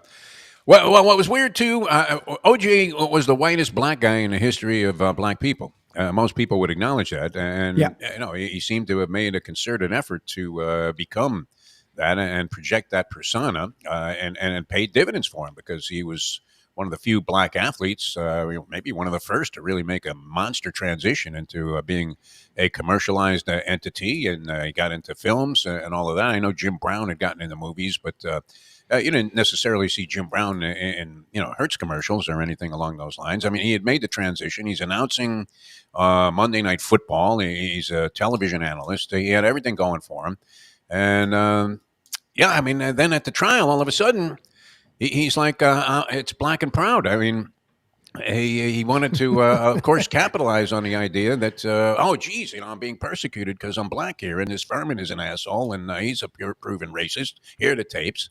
And so he did a complete 180 and about face when it was advantageous for him to become a black man. Prior to that, you would have thought that he might have gone Sammy Sosa and even gone for a pigment change. He was so anxious to be a white guy. But it is interesting that when faced, with a firing squad that's pointing its guns at you, and you're like Gary Gilmore in Utah against the wall, you will resort to almost anything. And so he capitulated to the whole idea that he was just a victim of blatant racism. But not sure what would have happened. Those were volatile times. That was really well depicted in the documentary. What was it called? The People versus O.J. Simpson? Yep. And it was like a 30-part series. It was the only thing ever longer than Michael Jordan telling everybody that he hates them in that The Last Dance series. Yeah. And you could say the volatile times, of course, you had the Rodney King thing and all kinds of stuff brewing in Los Angeles. And having lived there, I would say, most black people that live in Los Angeles could easily make a case that maybe the police weren't always looking at them in the most flattering of terms. Right. So, who knows? It might have exploded, but certainly would have been for the wrong reason. It really makes you wonder what in the world even possessed them to that point. And no one knows, because we don't have, now it's different. Of course, there's cameras everywhere because of the cell phones and everything else. But back then, you had no idea. And whatever, his ex-wife, his late wife, had shared as well. There were so many different reports that came through.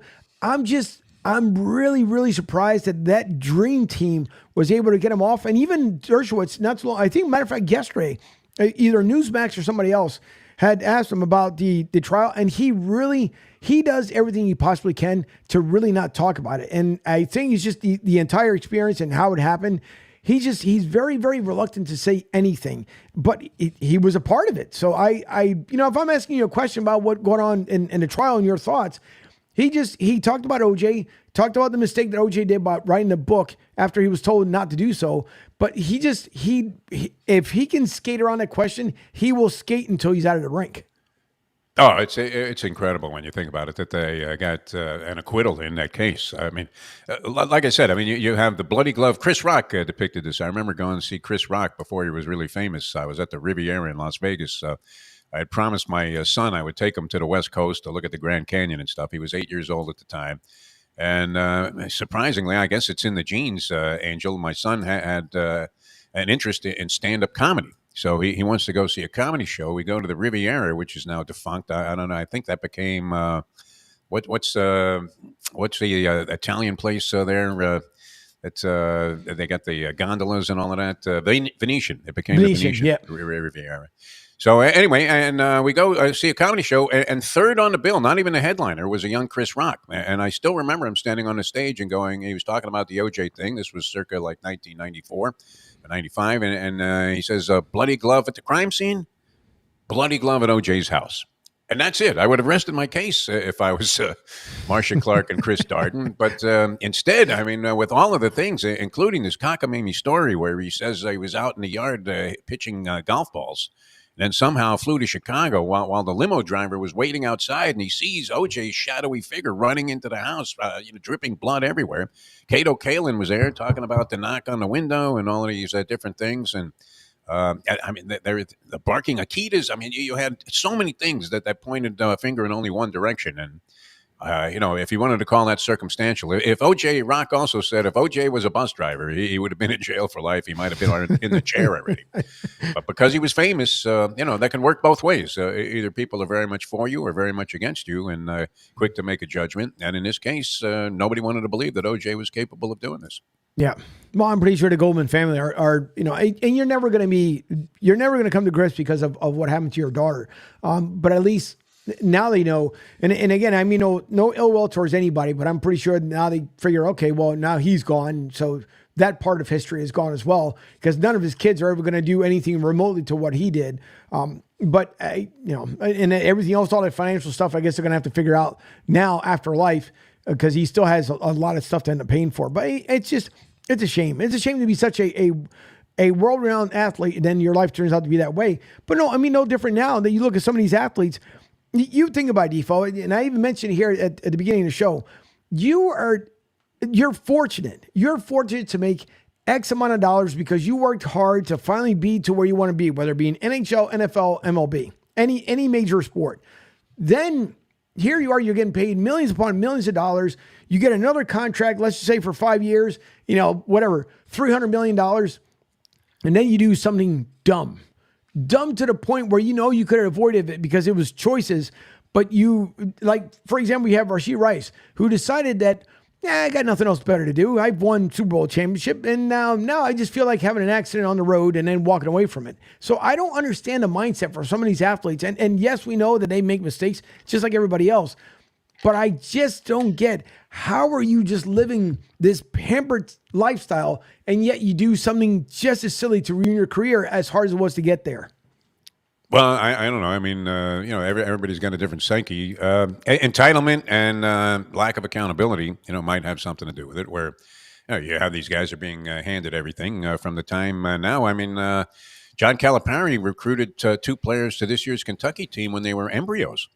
So this has been going on in the entirety of their lives. So where there's no accountability for anything, and of course everybody just is happy to be trailing in behind you. You have all your sycophants that they just agree with everything that you say and do, and they're happy because they're hoping maybe some money falls out of your pocket and comes their way, or that they can take advantage of some of the entitled things that you're able to capitalize on and cash in on. And so I mean, it's very, very feasible to see where somebody could have no concept of reality.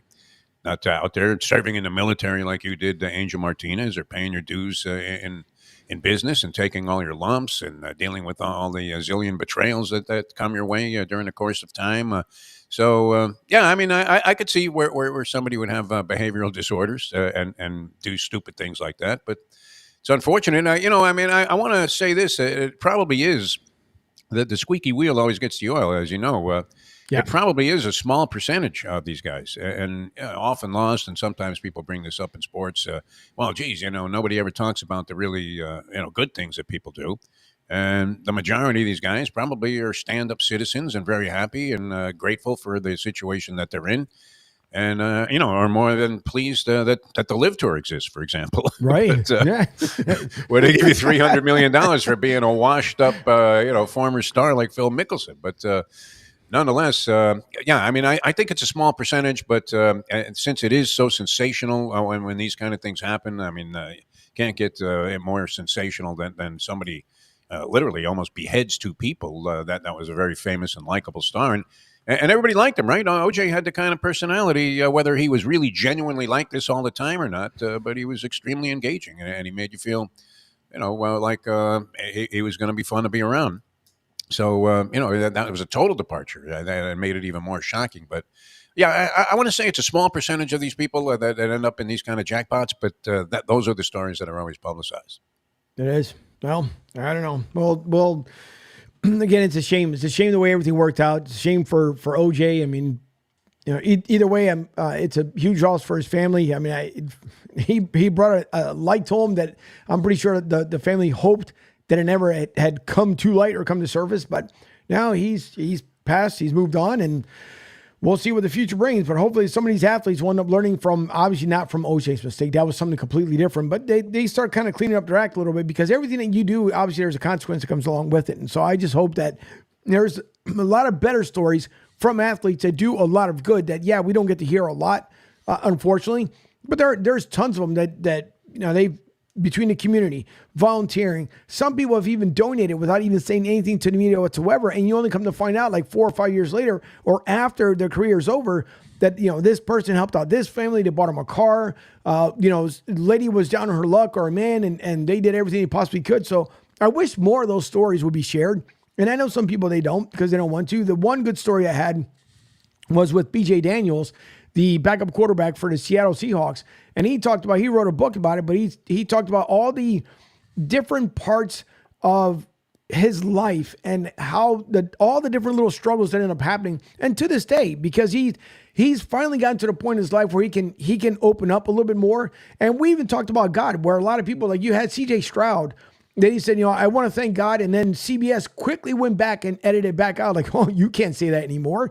So, and my thing is, you can't, I don't understand why now, if people are shunned because they believe in something and they say something, or players where they finally come out and they say things that happened in their lifetime, but again, it's after the career's over because they're afraid to share something that they struggle with coming all the way through. You got Junior Seau, who saw that one coming? That was so sad for Junior's life, and none of us knew until his family came out and said, "Oh, you guys, there's those concussions that these players were taking." That was before all the protocols and everything else, and it's just a sad state of affairs the way it worked out with him. And I'll get more of your reply here after the break because I can't believe that first half hour with That's you. it? Hey, Angel, the show's over? Wow, unbelievable. Not quite. There's nothing like filling in on a Pete Sheppard show, is there? Man, the time flies by. No, and Pete, I'm happy to hear, is out traveling universally to enhance the overall impact of the Riptide Media Network. This is going to be very exciting, my friend. Very, very exciting to be a part of it. Yeah.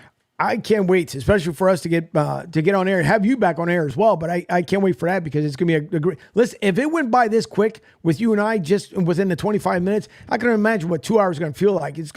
So here's the beginning of the show, and thank you guys for tuning in. We're all done now. I think by Wednesday of the first week, you'll be sick of me, Angel. So. You'll be calling Pete Sheppard every day. Hey, I got to get out of this, man. I want my own show back. I don't want to work with this guy. Nah, believe me, I don't mind being a co-host at all. So that's going to be a fun show. And by the way, you guys, for those who don't know, it's going to be, whether you guys call it Martinez and Defoe Unscripted or Defoe and Martinez Unscripted, no matter what, Defoe is the host. I am the co-host and producer behind the scenes. But I can't wait to fire it up because Defoe, legendary broadcaster, is going to be so much fun with Defoe. So I like you kind of leading the pace here and setting the pace on the show. Oh, this is good. I could get really comfortable doing this. Yeah, I don't have to think. It's fantastic.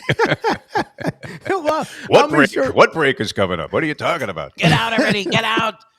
We got to play these spots. Yeah, that'll be good. Don't worry. I'll have a lot of thoughts for the show. So it'll be fun to lead off from Pete's show to go into our show and then the rest of the day. So play to be full, but it'll be a lot of fun. So you guys are listening into the encore presentation here of the Pete Sheppard Show as Pete is taking care of business in Houston. He will be back on Monday. The leaderboard hasn't changed much for the Masters. I've been trying to keep a track on that as well. Are they teed off already? Not ticked off, but have they teed it up already? Yeah, they've already started. 7:30. I'm a huge Masters fan, by the way, so we can get into that. Sure, I am. See, now you can lead off with that one because for me in a golf club, there's no mix. The worms wear helmets when you play. Is that what you're saying? Yeah, pretty much. And that's the way it's working out. Yeah. But thank you guys for listening in. Of course, watching here on social medias, also on Sports Radio 102.9 FM, the game, the app. And of course, you can make your comments. Text in your comments as well. You guys see it across the screen, 727-858-6650, 727-858-6650. So after the break, we'll get into it some more. You are listening to the encore presentation live. The Pete Sheppard Show here at the Riptide Media Network and the Naples Wealth Planning Studio, Tampa Division. We'll be back right after this. Presents What to Expect When You're Expecting. A teenager. Learning the lingo. Today I'm going to help parents translate teen slang. Now, when a teen says something is on fleek, it's exactly like saying, that's rad. It simply means that something is awesome or cool. Another one is totes. It's exactly like saying totally, just shorter. As in, I totes love going to the mall with Becca. Another word you might hear is jelly. Jelly is a shorter, better way to say jealous. As in, Chloe, I am like so jelly of your unicorn phone case. You don't have to speak teen to be a perfect parent. Thousands of teens in foster care will think you're, rad, just the same. To learn more, visit adoptuskids.org. A public service announcement brought to you by the U.S. Department of Health and Human Services, Adopt U.S. Kids, and the Ad Council. This is the story of a very special woman. In a matter of seconds, she turned herself into a great mathematician or an entrepreneur. Her knowledge was limitless and still is. She could also make monsters disappear, especially those that lurked in the shadows under the bed. Once, this woman put back together a teenage girl's broken heart, which had been shattered in 1,000 pieces, just by giving her a bear hug. She masqueraded as a regular person at work, but as a superhero at home. Everyone knows her as Gabriella. I still call her Mom. Your hero needs you now, and AARP is here to help. Find the care guides you need to help, complete with tips and resources at aarp.org/caregiving. A public service announcement brought to you by AARP and the Ad Council. To some people, the sound of a baby babbling doesn't mean much. But that's not necessarily true. By 6 months, they're combining vowels and consonants. By 9 months, they're trying out different kinds of sounds. And by 12 months, their babbling is beginning to take on some meaning. Especially if there's no babbling at all. Little to no babbling by 12 months or later is just one of the possible signs of autism in children. Early screening and intervention can make a lifetime of difference and unlock a world of possibilities. Take the first step at autismspeaks.org. A public service announcement brought to you by Autism Speaks and the Ad Council. The following is made possible by Dad. Why was the basketball court all wet? Because the players kept dribbling all over it. The dad joke. Corny, grown-worthy, but also one of the simplest ways to share a moment with your kids. Why do you have to be careful when it's raining cats and dogs? Because you might step in a poodle. And kids that spend more time with their dads grow up to be smarter, more successful. Can I tell you a cat joke? Just kidding. And, with any luck, funnier adults. Why didn't the skeleton go to the dance? Because he didn't have any body to go with. Dad jokes rule. So take a moment to make a moment and give your kid a laugh. It's as easy as going to fatherhood.gov. Brought to you by the U.S. Department of Health and Human Services and the Ad Council. That's really funny.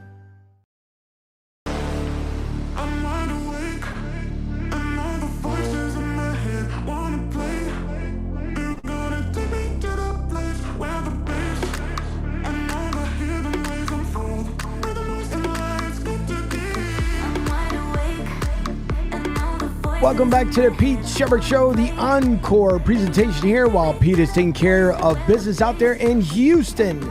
We thank you all for tuning in live here on the social medias, of course, on Sports Radio 102.9 FM, the game, the app, over on broadsdsouth.com.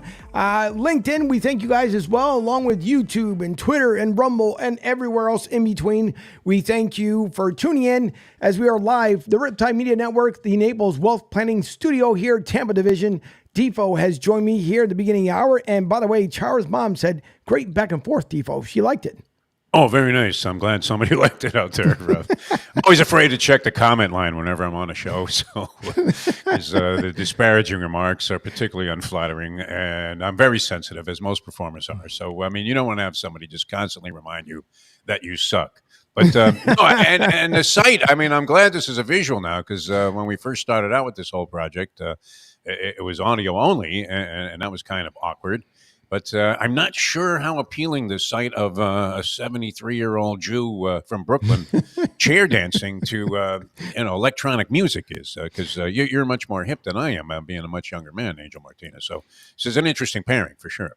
It is. Well, that's okay. We'll have a mixed medley of different music, but the reason why most of the time I play, especially on a Friday, Friday nights, when I had Martinez and company, I always, everything had to be upbeat, especially 6 o'clock. That was a great feature, by the way, that you worked in the show. See, I first became attracted to your show when you were playing Latin rhythms coming in and out of segments. Unfortunately, at the time, it was... a little bit rough there in the beginning, because the Latin music, you would be unable to shut it off. So it would go for the whole hour. It sure would. And then at the end, you would say, hey, thanks for listening, everybody. I'm like, well, wow, I love this kid's show, man. It's fantastic. I'd like to work with him someday. But you had an unencumbered enthusiasm for the project, and I feel like you sort of made it contagious. And you need somebody like that. They always talk about leadership in sports, and it's true in sports media. It's a lot better if there's somebody in the group that really believes. And you were that guy for me. So I always respected that about what your position was, in spite of what were sometimes insurmountably difficult circumstances. No, believe me, I appreciate it because listen, you have to, if you can't have fun, I say it all the time. If you're not having fun what you're doing, just don't do it because then it becomes just detrimental to your health and everything else. But no, I have fun with it. I've a lot of things that I've learned on my own, especially with starting my own company. It was, believe me, it was rough in the very beginning. If you see, and it is available, by the way, on the website, the very first one, I'll have to bring it up when we're together. But originally it just started with in the studio, because now I shifted everything to the back wall. But the way it originally started, it was a 5x5, basically Michael's green board cutout. And your background looks great. Very professional, my friend. I mean, I was almost embarrassed because I guess you can see this, even though we're in the little box there, and it kind of cuts off a little bit of the periphery of the background there. But I'm probably the only guy that you'll ever talk to that has a picture, and if you can make out that small picture of the boxer up there, I'm kind of juxtaposing this probably because we're looking at it backwards there, dyslexically. But Ladislao Mijangos, I'm probably the only guy that has a picture on his wall of Ladislao Mijangos, the former Mexican heavyweight champion. And believe it or not, he was the way that they kicked off all of this action that's going on where people are getting buried right now in Biloxi, Mississippi, with an assortment of casinos that are towering and almost bordering on the size of buildings you would see and expect to see in New York City. I mean, this was just a desert of activity before this, but they opened up Casino Magic in Biloxi, Mississippi. It was the first casino there. I believe it probably still exists, but it probably looks nothing like it did back then when we stayed in a hotel nearby. I went there. Some friends of mine were promoting a boxing match, and I ended up doing the play-by-play on this. And Ladislao Mijangos was in the main event. So imagine, I mean, you're predicating the success of a major casino investment and an experiment, whether or not this is going to work in the state of Mississippi. And it's all predicated on whether Ladislao Mijangos can go the distance with Hercules Mike Weaver, who was washed up 10 years prior. But it was interesting how all of these gambling entities used to rally around boxing to get it done. But I still have the poster from that opening fight. And if you went to Biloxi today, you would see an entirely different landscape than what you saw there. That had to be, what was that, 1994. Everything happened in 94. OJ, Ladislao Mijangos, Weaver fight. I mean, is that not often brought up on sports talk shows around the country? Hey, did you see that one? It was a classic. Ladislao Mijangos. Yeah, imagine it. It makes you wonder, too. By the way, for those who don't know, and of course, this is one angle. The second angle, you can see everything else that's here on the look on at the you wall here in the studio. able to switch cameras on the fly. That's awesome. Well, listen, when you try to control everything behind the scenes, you try to do what you can with the one solo freehand and then the other one maneuvering and doing everything else. But yeah, that's pretty much the layout from the back on the top shelf. You guys can kind of barely see it, but there's NHL stuff that's very up top, the credentials from Vegas and other events that I've been able to do. So I try to make it as creative as I possibly can here in the studio. But yeah, it implies a Philadelphia theme to it, doesn't it, with the Broad Street Bullies? Is that what the reference is to Broad Street, or did you live on Broad Street somewhere outside of Altoona, Pennsylvania? Wow. What's the significance there, Angel? So Broad Street, actually born on Broad Street because of Temple University before when they used to have the I forget. So it is a Philadelphia thing. That's what I was thinking. Okay. Yeah. So what ended up happening was when I moved down here, so I lived in South Philly before probably moving down here to Florida, but I wanted to bring the Philly feel here to Tampa and make a connection where people say, oh, you guys in Philly, all you guys suck. And as people have gotten to know me down here, it was like, well, maybe Philly people don't suck. Like, it's because I'm not yelling at you guys. That's why.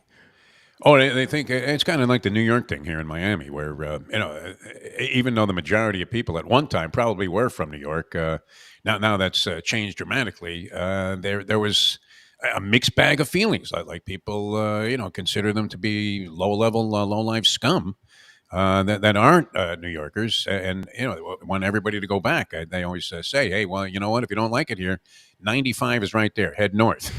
But I think that approach has changed because people are just happy to survive these days on the streets of any city in America, and that's become unfortunate. Speaking of the O.J. Simpson thing, so now you don't golf, but do you get into the Masters at all? Because it's a tradition like no other. It really is. You would have to say that. even Oh, yeah. though naturally you have to overlook some things that you normally would be not inclined to condone, like racism, sexism, and the elitism of these people. That if they didn't have those little Masters flags, they would be flying Confederate flags on the pins there at You Augusta probably National. would. Yeah, I mean, Lee Elder, when he played there, probably had to find the room that was marked colored so that he could go take a piss. I mean, let's face it wasn't the most open-minded of conditions, and that was true of the PGA Tour in general. I mean, a lot of the clubs that was like their dark secret for a long time. The country clubs that they were playing and the courses they were playing were blatantly racist and in many cases sexist like this. But now they can't afford to have any of this stuff hanging over their head because what was there a Saudi Arabian embassy? Did they put that in next to Butler Cabin there? Because all of these Live Tour players are back in the majors, and that is literally. Would that not be the best way to disappear? Never mind Sure Henry would. Hill, living like some schmuck in Arizona from the Goodfellas movie. But I mean, wouldn't it be if you wanted to disappear, you could go to a Marlins game or join the Live Tour. And no matter how famous, no matter how widespread your celebrity, nobody knows what happened to you. That's why it was such a surprise to see this Bryson DeChambeau leading the tournament yesterday after one round, beating out our guy who stuck it with it on the PGA Tour, Scotty Scheffler. Yeah. Well, and you got Tiger Woods who struggled a little bit, but so far he's making it. Hopefully he'll make the cut for the rest of the weekend. This morning I happened to watch. I don't know. I don't need him to make the cut. In fact, I have to stop you right there. Right? I need him to withdraw. Really? Before even, I mean, that was my bet. Everybody, do you believe this? Is it possible? And we certainly hope, and I don't want to, diminish the chances of securing these people to sponsor our programs here. But is it possible that DraftKings, FanDuel, any of these big betting entities are part of a Russian conspiracy to drain America of all of its assets by convincing you that Tiger Woods can win the Masters? There seemed to be, I don't know, is that driven by artificial intelligence, Angel? What do you think? What was this campaign? Every day I was getting some kind of subliminal message to bet on Tiger Woods to win this thing at 150 to 1. Now, would you ever consider that he was going to win the tournament? I would have to say no. So I began to convince myself that, look, what's his history lately? He plays okay in the first round. He's sort of there or thereabouts, but not really in serious contention. I mean, he's got to jump for over, like 70 guys to get to -7. He's sitting there 1 under. He hasn't finished his round yet. He might be out on the course right now. And, I mean, you see him kind of laboring through this thing. Huh? He's got a little pot belly now, Tiger Woods. Yeah. This isn't the guy that was juiced up with whatever Jose Canseco had left with Dr. Galea back in the day, where he's out driving Jack Nicklaus by 300 yards. Big Jack decides to retire. I mean, the fact that he's in contention is good. I admire that. He doesn't really need to be out there playing and maybe even embarrassing himself, but he's certainly not doing that at this point. Golf needs this guy because, I mean, when you look at the nondescript schminks that occupy the PGA Tour now on the leaderboard, if it isn't Scheffler, you have no idea who the person is. Where'd this guy come from? Who the hell is this? Right? So, I mean, they really lost a lot of their identity. I don't know if it's just because of the defections to the Live Tour. There probably were, 3 or 4 players that would have been prominent on the PGA Tour. The rest of these guys were washed up like Wiesthausen and people that you would never consider were going to have any chance to win tournaments. Although once in a while they would pop a good round in one of the majors, and everybody would go, "Oh yeah, I should have played him." But I think it's good. I don't need him to make the cut, Angel. I don't want to root against him because I'm kind of a Tiger fan. Right. How can you not acknowledge that this guy was the greatest ever? And that's saying a lot because I was a big Jack fan, of course, and I loved Arnie Palmer and all of the classic guys that competed way back when golf first became popular on TV. But this would hurt me financially if he makes the cut, Angel. Because you got a pretty good piece, nice taste on the withdrawal angle, which I'm figuring they carry him off 16 on a stretcher by the end of today. So maybe that's good for me. He didn't finish his round because he has to play more holes. That could take a toll on him. Isn't this cynical? This is what the world has become. I'm rooting for the guy to be carried off the course of the stretcher. And you never know. I mean, this is probably the longest he's kind of hung around, but he talked about he was still having issues with his back and his legs. So he's still on the course, which is a good thing, but it doesn't mean that he'll end up making a cut. So that'll be interesting. By the way, Rick Marcus says, welcome to the network, Defo. Blintz is for everyone. Didn't he look like Chuck Wepner getting off the stool for round 15 against Ali in Cleveland, Ohio? When I'm watching him yesterday, he looked like he was in pain the entire time, Tiger Woods. Yeah. And, this was a guy that was a swashbuckling pirate out there. I mean, he literally looked like Chi-Chi Rodriguez, just, fencing with people, air fencing with people as he crushed the field by double-digit shots all the time. But it definitely looked like he was in a little bit of pain walking around the course. I don't know if it was because he was so deep in thought or whatever, but he didn't look as comfortable as he has in the past. Let's put it that way. No, he hasn't. And matter of fact, you brought up a great point. I wonder if I still have it. Let me look at something here because I don't know. Do you know who Annie Agar is, or do you happen to follow by any chance? Agar. Yes. No, not really. I have to say no to that. All right, let me see if I can punch it up. So she talked about she's pretty clever. Started something in college and ended up carrying over to her professional career. But what she does is during the NFL season, she's a content creator, but actually is really good at it. What she'll do during the NFL season is she'll put herself like in a room and then make herself to be, different athletes and people. And so what she does is she'll normally go through the games over the weekend, who was the worst, who was the best, and make some snide comments. I thought she actually did a good job when it came to the Masters, which I think you'll probably end up enjoying. Yeah. Let me see if I can make this a full screen.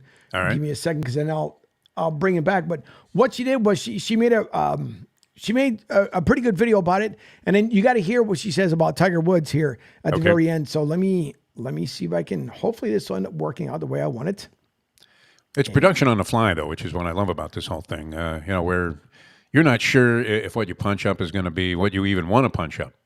And we may be seeing, and if your last entry was, Pornhub, then we could, Pete may as well cancel his flight back from Houston, man. He's going to want to go as far west as he can to get away from this. No, that's true. Yeah, you got to be careful with this, Angel. I was curious to see that. Not familiar with it. You'll find that I'm totally unplugged, totally unhip when it comes to any kind of modern day social media. So, because I'm, going back and, more likely to reference the Gillette fight of the week than I am what Paige Saranac, or whatever her name is, did. Which, by the way, she looked spectacular in that green jacket. She did. Yeah, absolutely spectacular. The green jacket that maybe would have fit on Sergio Garcia, but certainly not the amply endowed Paige Saranac. Certainly brought a lot of attention to the Masters. And that's the way they do it today. It's great. It is. It is really good. All right, I'm going to play this here, and then everybody hopefully can be able to hear and watches. Here we go. So I'm going to switch it over so everybody can watch. 88th Masters meeting. I'm just going to get right into it. There is a decline in golf. People have And as I say it, just as I say it. So stopped watching. They're saying the divide between the tour players and the live players is bad for the game, but so is Patrick Reed. In all seriousness, this is a big issue. People are losing interest in the PGA and LIV. Well, LIV would have to draw interest in order to lose it. Okay, get Bryson in here, please. Bryson, you are our nominated spokesperson for the LIV. Can you say something about this matter? What's up, guys? Welcome to my YouTube channel. All right, look, you guys, we just need to come together. Oh, look, the captain of the Titanic is blaming his passenger. Bryson, I'm just surprised you're here. Not many players come back from a rope injury. Yeah, are you doing okay? Is there a GoFundMe page? Okay, moving on. We're going to go over some odds. Scotty is a favorite this year at plus 450. Scotty, how are you feeling? I feel really good. Yeah, I feel great. Did you finally learn how to putt? I did, actually. I don't believe that. J-Lo being from the block is more believable. Before I forget, the eclipse happened this week. Did we all get a chance to see it? I did. Yeah, I did. I just was talking to my parents, though, and they missed it. Well, if they wanted to see their sun disappear, they just watch every major. Rory is plus 1,000. That means if you bet $100 on Rory to win the Masters, you're going to lose $100. Happy Gilmore is going to come back and win one before Rory. The last time Rory won a major, live was just a verb. I'm leaving. Also, I'd like to go over some changes. Hole 2, the par 5, the tee box has been moved back 10 yards, so the bunker is a lot more in play. So are those branches, so that might be an issue for cutters. So Rory. Oh, come on. Patrick Reed would probably sue the tree. Yeah, but he'd sue the wrong tree. Case dismissed. Okay, can we just focus, please? Will you guys keep it down? Some of us are actually trying to practice. Yeah, maybe there's a roof you can hit one onto again. Give me a different club. What should I hit? Try the fairway. Get over here. Look, you're my caddy. Okay, you gotta figure out why I'm still shanking the ball. Maybe you should hit your putter. You can't shank that one. Swinging too early. I'm swinging too late. My God, my swing feels like an unfolded lawn chair. All right, you know what? Take all the change out of your right pocket and move it to your left. What? Now take your hat off and put it on backward. Stupid. This is more stupid than normal. Just trust me, okay? I look like a fool, and that's different how. Look at that. Look at that. My brain was just getting in the way. That has hardly ever been the case. Fun fact, Tiger Woods and Phil Mickelson have both won majors since Rory and Jordan last year. Did you guys call me?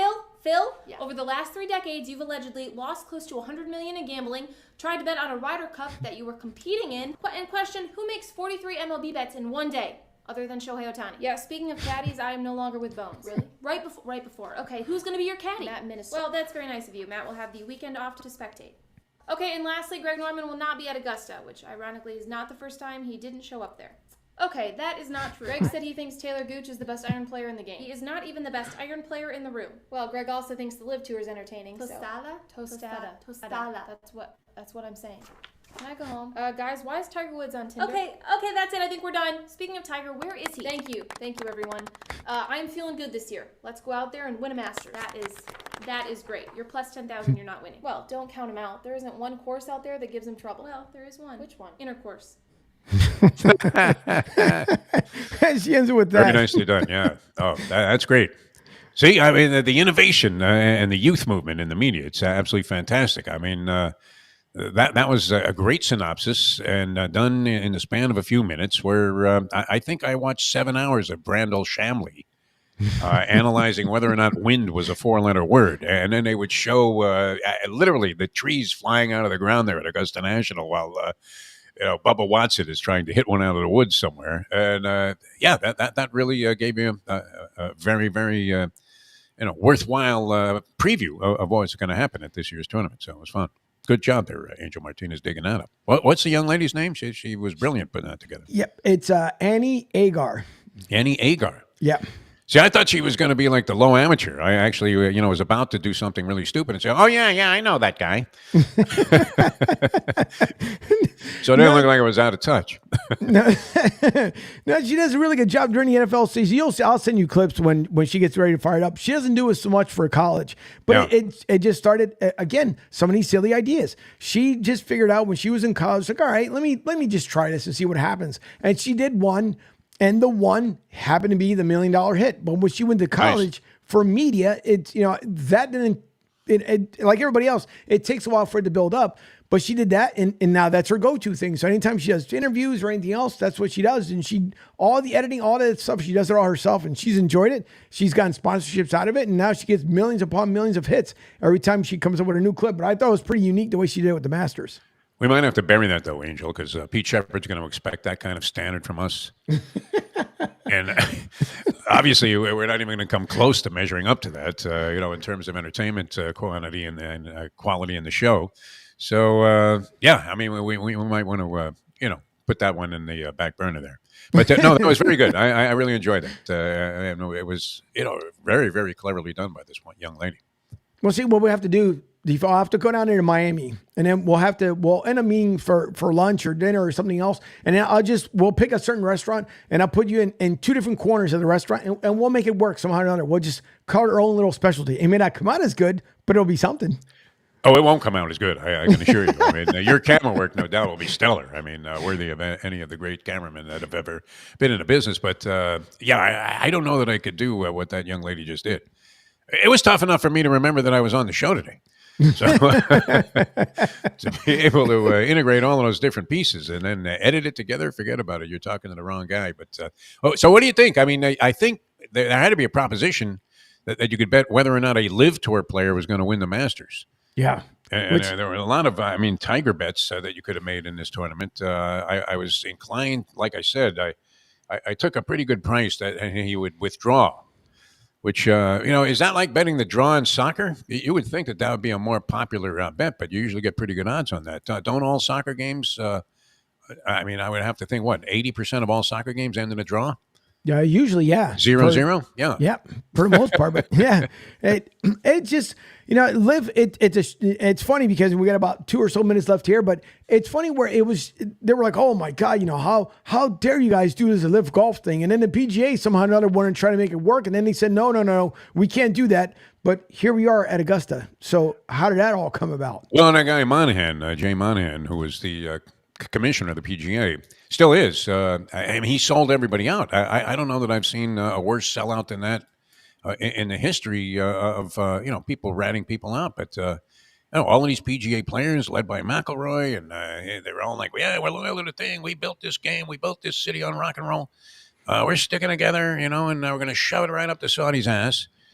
And then Monahan comes in one day and says, okay, calling a meeting. It was like one of those meetings. I don't know if this ever happened to you. It's happened to me a couple of times at various radio stations that I've worked at where they call a staff meeting mandatory. Everybody must be there. It doesn't matter what shift you have to be there at 10 o'clock in the morning. They have, some big assembly room. And, what happens? The head of like iHeartMedia walks in and says, you're all fired. And I mean, that's kind of what he did, right? He walks into a meeting, calls a mandatory meeting of everybody and says, oh, by the way, you can stop hating Phil and Greg Norman and all of the guys, Dustin Johnson and DeChambeau and all of these people you now despise. Brooks Koepka, not necessarily the most embraceable of human beings from his outer demeanor. And all of a sudden, we're all friends now. We're part of the Live Tour. So, yeah, they just sold them down the river. But I guess I don't know what the legal impediments are to actually having this merger. But you would have thought the Live Tour guys, is it better not to play golf to become a better golfer? What do you think? Because what do they play? They play like 40 rounds a year. That's it. Yeah. They play 3-round tournaments 14 times a year, 42 rounds a year, if they play every tournament. So, I mean, what do they do the rest of the time? Practice? So what do you think? They must. I don't know. I think I know some of the guys said it's extremely tough. Some guys absolutely love it because they don't feel like it's obviously it's an athletic sport, but they don't treat it as like the NFL or NHL or anything else like that. Yeah. But and then some love the time off that they're able to have in between. So you got $300 million in your pocket too, right? So you don't have to win anymore. You don't even have to make a putt. Yeah, you can 4-putt every green, and you're still worth $300 million. It's we're in the wrong business. Pretty incredible, yeah. I mean, it's kind of like Messi taking this money from the MLS, where it's like LeBron being in the G League. Yeah, and he doesn't even have to play anymore. They don't even care. It's just like, okay, we got this going, and we don't need to work at it anymore. So it's interesting because there were several Live Tour players that were doing very well in the tournament, including the leader, DeChambeau, who. What happened to him, man? Did he deflate himself? He was doing more steroids than Barry Bonds at one point, wasn't he? Yeah, he was. DeChambeau. And he didn't care. Like, he would hit it. The woods could be right in front of him, and he would just, like a buzzsaw, hit a driver right through the trees, would knock down a couple of trees, end up on a green. And he scared a lot of people that one year when he was really excelling on the PGA Tour. But he had disappeared from the consciousness of most golf fans, I think, except because he was a freak and quirky. People remembered him. But, wow, what a job he did yesterday, huh? 7 under par. Yeah. Pretty good for a guy that doesn't play. I know you got to run here. I mean, we're going to end up getting fined by the Riptide Radio, the media network. Yeah. For, bleeding into another show. That's all right. We got the lucky thing is that I'm running everything. So if anything runs late, it would be because of yours truly. So. Oh, okay. All right. Yeah, well, you don't want to get in a jackpot. I don't want to get you in trouble. You're filling in for the great Pete Sheppard here. Yeah. Nope, not at all. I think the one bonus thing, because I know we're up at 10 o'clock anyways, even though we had a late start, thanks because my mainframe decided to go down last night, so I had to get everything repaired to come on this morning. But the last thing that I want to ask, do you think LeBron James, we know he's coming to an end. I'm not getting into the Bronny stuff. That'll be wait until we get back. Do you think that he's actually wanting to bring a basketball team out to Vegas? Sure, why not? It's a smashing success. I remember being in a cab years ago before they had the hockey franchise. And so, cabbie's asking me what I do. We were talking on the way from the airport to the hotel, which should be about a 5-minute walk, but it's a 40-minute drive. And the guy was a big hockey fan, and he was so excited that Vegas was getting hockey. And, I was kind of asking him how he thought it was going to work. And he said, you would be surprised. It's going to be very, very well supported. It's not just, tourists that are here and people from out of town that are drunk at a convention. There are a lot of local people that will support the team, and turned out to be a smashing success. I mean, they had great results on the ice, became a real phenomenon. I would have to say, Angel, that it's one of the places that I would like to attend a game that I haven't been to yet.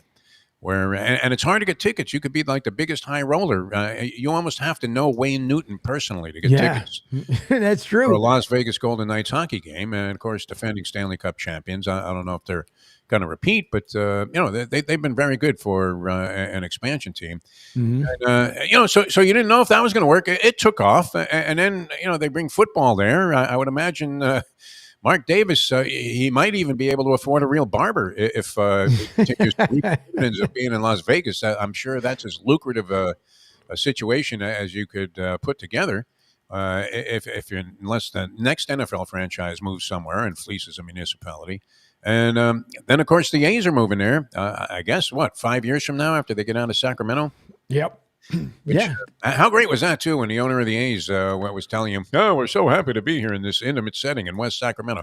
West Sacramento is the biggest shithole that you could possibly ever try to sell anything in. If you were selling drugs in West Sacramento, you would have a tough time, much less Oakland A's baseball. So that's going to be rough. But clearly, I mean, the path and the panacea to success as a franchise definitely goes through Las Vegas. And, where remember, they used to abhor the mention of the words Las Vegas on Right. any show connected with any of these professional entities in sports, and now they couldn't embrace it any more warmly. Which is why we're going to welcome FanDuel and DraftKings to the show, in spite of the fact that we implied that they were part of a Russian conspiracy to drain America of all of its assets. Unbelievable.